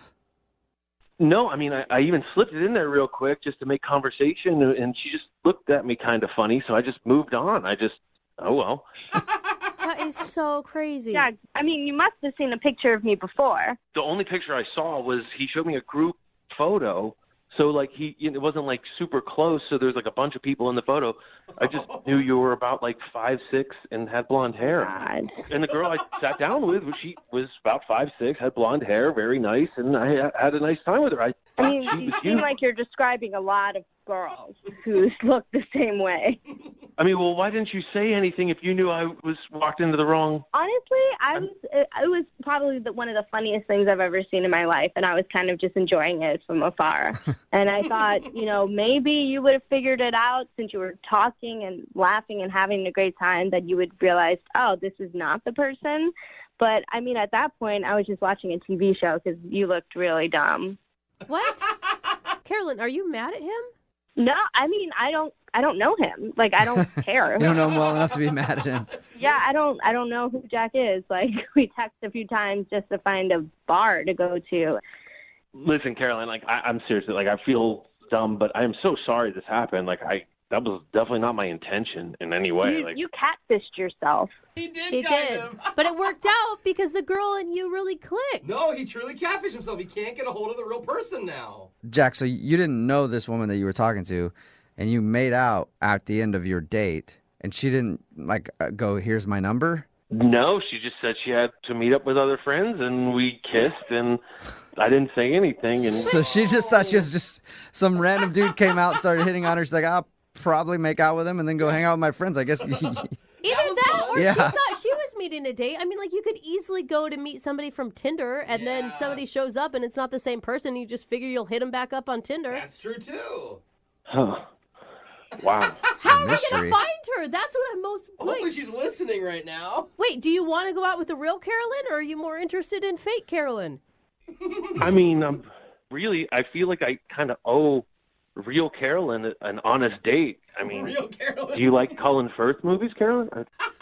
That's important. You can figure that out, Carolyn. If you go out with Jack on an actual date, we'll pay for it. Would you like to go out with Jack on a first date, like, and really hang out with him?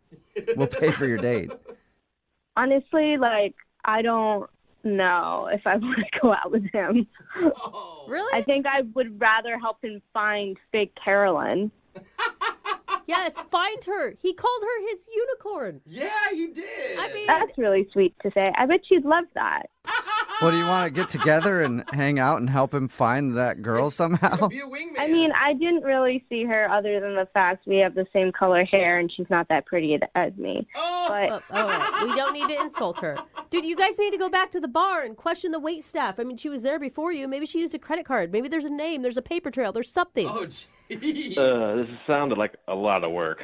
God, So he doesn't want to find his unicorn that bad. What? Okay. What do you want here, Jack? Do you want to try to find the other girl, or do you want to see if Carolyn will actually go out with you? Well, Carolyn, what do you say we go back to the bar and we can do a little investigation together, and maybe that counts as a little bit of both. Yeah. yeah, no. Oh, come on. So I no? like the idea. You make bad life choices as far as I can tell.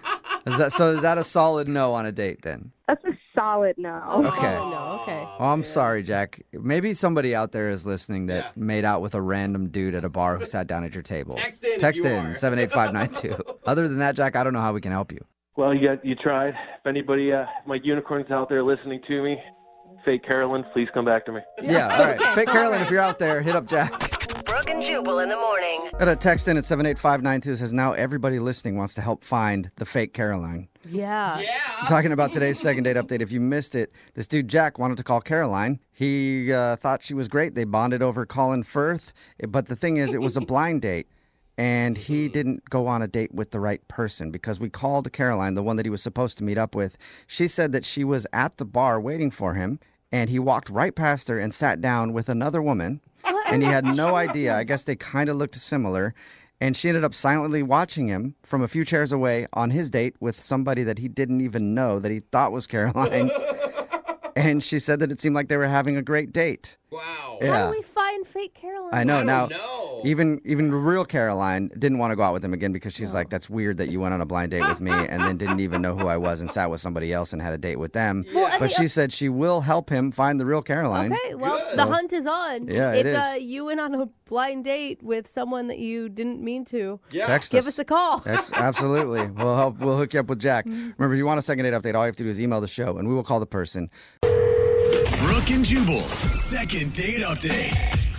Today's second date update is kind of confusing because Louise is on the phone and she emailed us to do a second date update, but in her email she says that she wishes she would have never went on the date. What? So I don't know, Whoa. Louise, do you know how second date updates work? Usually somebody goes on a date that they actually liked and then they want to get another date. I know. Okay. Okay, so why do you wish you wouldn't have gone on your date? It was just like a bad snowball effect. So my friends and I went out the night before this date, and I think that started the whole problem. Okay. Really? Did you meet the guy when you guys were out? No. Okay, so I met James on Tinder, and we set up like a Sunday brunch date. Like, it was at the beginning of the week, so it like made really good sense. Right. But my girlfriends and I went out Saturday night, and they were like, oh, we're just going to get a few drinks, and we're going to sit outside. And Russian mules turned into gin and tonics. And next thing I see is like really late. Yeah. So you were hungover then, and that's why you didn't want to Oh. go on the date, because you were hungover. I was totally hungover on hard liquor. Yeah. I mean, that's the worst, too. Whenever you say you're just going out for a few drinks, it never really works out. Yeah. So the next day, I really didn't want to because I felt horrible. Like my stomach was not in the best. And I was like, okay, it's way too late to cancel this date. I'm going to be like a horrible person. Like, I just decided to go out anyway. I was like, you know what? Just pull it together, drink something, and go. Right, right. And this is like the one time you're hoping that your date is also hungover. I was really hoping that. But when I met James for brunch, he's like, all nice, put together. Like, just like, hi. And I'm just like, holy heck. Like, this is going to be rough. You're just holding back puke the whole time. Oh my God. And I can smell you. Like, just even thinking about it, I can It smell was you. like the hair, the bags under the eyes. I had the whole hungover look put together. Did he know immediately or did you address it? I didn't want to, honestly. Like, I was trying to fake until I make it. To be honest, like, I just didn't want to be like, oh, yeah, I totally didn't think this was going to really happen. So I felt bad. So we're sitting there, and we just started getting into stupid arguments. Like, we had a 20-minute argument. Like, I feel really ashamed of it. Whoa. It was, like, the stupidest thing in the world. Wait, so you guys were like legit arguing or like playful? Like, we were legit arguing. No, like, people were staring at us. What? Wait. That's not a good sign. What were you arguing about? About brunch.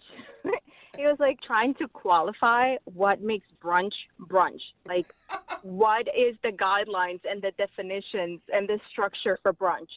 And you couldn't, like, that sounds like a fun conversation. But he was like, well, brunch is anything you eat on Sunday morning. And I was like, no, it's mostly about the food. And he was like, no, it's about the time. And I was like, no, it doesn't matter. So it just kept heading out of control for every little thing. And I'm hungover, and like, I'm not making sense. So if you weren't hungover, could you have had that conversation in a more playful manner, or you were just hungover and like angry? I think I was just hungover and angry. Okay. I was angry because I wasn't home in my pajamas, to be honest with you. Like, it wasn't his fault, and it was just stupid. It didn't need to happen. Yeah. And I just like felt so guilty if I would have canceled, but. So you figured show up and yell at the guy for a little while.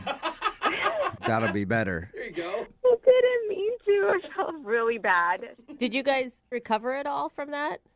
I tried calling him and texting him, and he's just not getting back to me. Like, I'll be honest, when we got out of there, we were just like upset. Like, even when the food came, we were just eating angrily. You know, like when you have an upset stomach because you're hungover and you're like, upset and you're still eating. Oh, that sounds terrible. The worst. Okay, I bet so the whole date was awkward then. It was awkward. It was just like, I don't know. Like, I feel really bad about it. Like, he just didn't deserve that.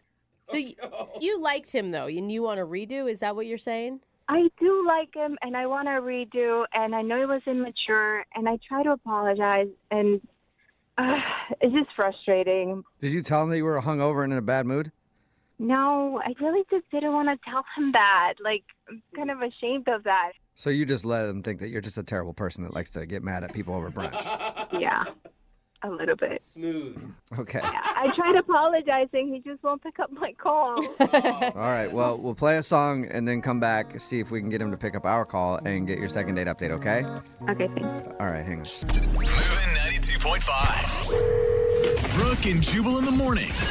Second date update. If you're just joining us for today's second date update, it's less of a second date update and more of a first date redo. Because Louise is on the phone and she wants to call a dude named James. They met up for brunch and she went out the night before, got super drunk with her friends, showed up to brunch hungover and was kind of in a bad mood. And then they got into a heated argument over what qualifies as brunch. I know it sounds ridiculous, but she said that she was really rude about it, and they kind of ended the date after they ate. He hasn't been answering any of her phone calls, so she wants to call and apologize and see if there's a chance at getting another date with him when she's not all hungover and ready to just fight everybody. Yeah. Oh my gosh, Louise. Would you give a guy a second chance if the tables were turned? I mean, if it's honestly had like a good excuse, yeah. I mean, I didn't give him my best, and I understood that, so at least you kind of know. Yeah, and drinking too much, always a good excuse. It usually gets you out of everything. A lot of empathy in that one too. Yeah, we're human. We can make a bad choice once in a while. Okay. Like, we're not perfect. All right. Well, I wish you luck. Thanks. All right. Well, I'm gonna dial this phone right now. Here we go. Okay. Okay. You need a drink first, or are you good? I'm good. All right. Here we go.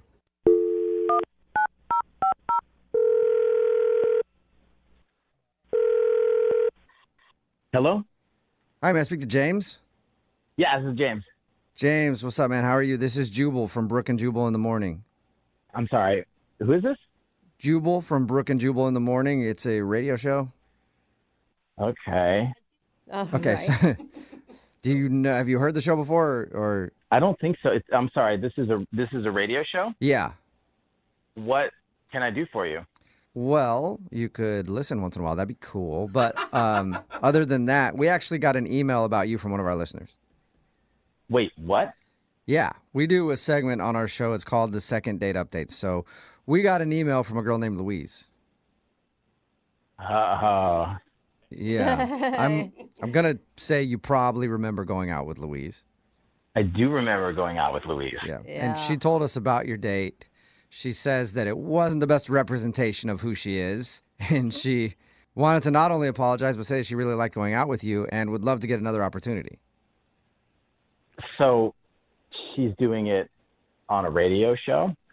Yeah, I know. It just sounds like she doesn't make the best decisions, but we do a lot of these. And she said that you wouldn't answer her phone calls. Like she had tried to text you and apologize, but she got desperate, basically. Yeah, I've been just trying to avoid that whole situation. Yeah, I can understand that. She did tell us about your date. I would love to hear from your words, though. What'd you think of Louise? I kind of felt bad for her. Oh, really? Why? You know, like maybe she needed more than I could give her. What do you mean? Right now in my life. Yeah, what do you mean by that? Like I don't know what her situation is, which is why I'm trying to be careful with what I say because I don't want to misrepresent her. What do you mean what her situation is? Okay, so I show up to brunch and I like a brunch date because it's a lot less pressure and it's during the day. Uh-huh. You get to sort of see people when they're just being normal. And so she shows up and she looks like she has not gone to sleep. That she basically didn't go to sleep all night. Yeah. Right. She smelled very strongly of alcohol, and she was pretty disheveled. And I don't think people need to dress up for a brunch date, but I can't really explain it. But it was like the farthest away from being dressed up you could possibly be. The farthest away? Like she barely put on clothes? Yeah, I mean, no, she had clothes on, but it looked like maybe she had them on for a couple of days. Okay. All right. Your first impression was not a good one, is what you're saying. It was not a good one. So we were having brunch, and she's just in a bad mood, it seems. Like she's arguing with me about stuff and kind of put me on the defense. And so it was just kind of awkward. And then when the food came, she just scarfed it down in silence. Oh, man. So then we sort of just decided that was it and walked out, and we went our separate ways. And I saw her walk around the side of the restaurant and throw up in a trash can. Oh, God. It's not a good look usually. Yeah, that's the lasting impression. And, well, that's not it. And then she got into the back seat of a car with no one else in it. And I think just like laid down in the back seat of a car. What? And so that's why I was like, does she live in her car? Maybe that was her house. Yeah, her house was just parked in the parking lot of the restaurant. Oh, no. Yeah, and so that's why I'm trying to be sensitive about it because I don't know if she is homeless. You actually think she's homeless. I thought you were just like making an analogy or something. I mean, the evidence just kept piling up. I mean, I think she might actually be homeless. Yeah, pretty much what you described sounds like a homeless person. Right. You know, if she was arguing with an imaginary friend, then you could be sure she was homeless. But what you described does sound like a homeless person. Scarfing the food down? Like, yeah. Oh, man. Just a bad attitude, angry, smelly, dirty, and then sleeping in her car. Yeah, it's like I don't judge her. We've all got our problems in our lives. I feel like I can't help somebody through a situation like that before even knowing them, romantically at all. So I feel like it's like it was a little too much for me. Well, and how do you explain that to someone? Like, do you say like, "Hey, I don't want to date you because you're homeless"? Exactly. Like... because I should have said something, but I didn't because I just didn't really know what to say. I think it's good you didn't. Well, I don't know if she's got a home or not, but she does have a cell phone, and I know that because she's actually on the other line and wants to talk to you. Oh God, really? Yep. Louise, are you still there? Oh my God. I'm sorry. Like, I have had the worst time listening to this. It's amazing. Like, Oh my God, Luis, I'm so sorry. I had no idea you were on the other line. are you serious? Did you honestly thought I was a homeless person?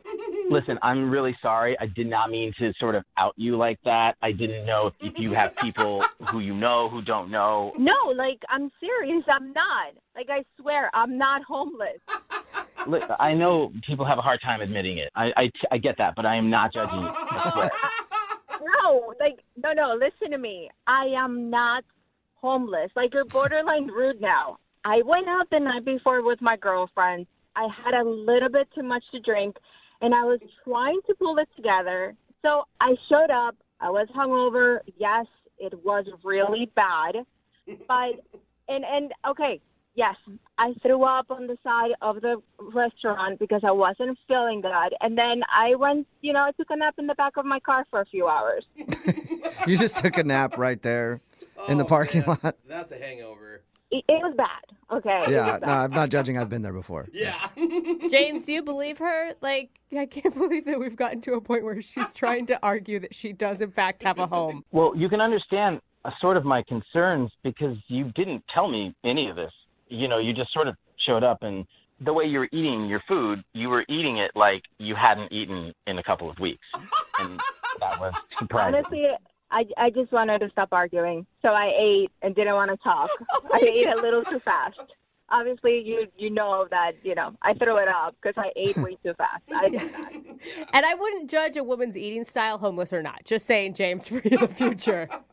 Yeah, it's just from my perspective, you have to understand that I think anyone would have seen what I saw based on how you showed up and the way you argued with me and the way you ate and the way you threw up and the way you slept in your car. James, have you ever had like a bad day? Like, it was just a bad day. I get it now. It's been hard to unpack the whole thing, I guess. Look, I'm really sorry I showed up the way that I did. It was not my best at all. I just didn't want to cancel on you. It was totally last minute. You were going to be mad at me if I canceled on you. Yeah, that does make sense. I wish you would have said something and we could have rescheduled, Looking back on it, I really wish that too. At least you guys are on the same page for one thing. How about this, James? Would you like to go out with Louise on a second date? We will pay for it. What is that laugh? Oh my God. I mean, if you guys want to sponsor a date, I would love to. Well, I think Louise might need a sponsor in something, but we don't know for sure yet until you go on another date with her. So that's a yes, Louise. If you can clean it up for at least one day. I promise I won't go out the night before.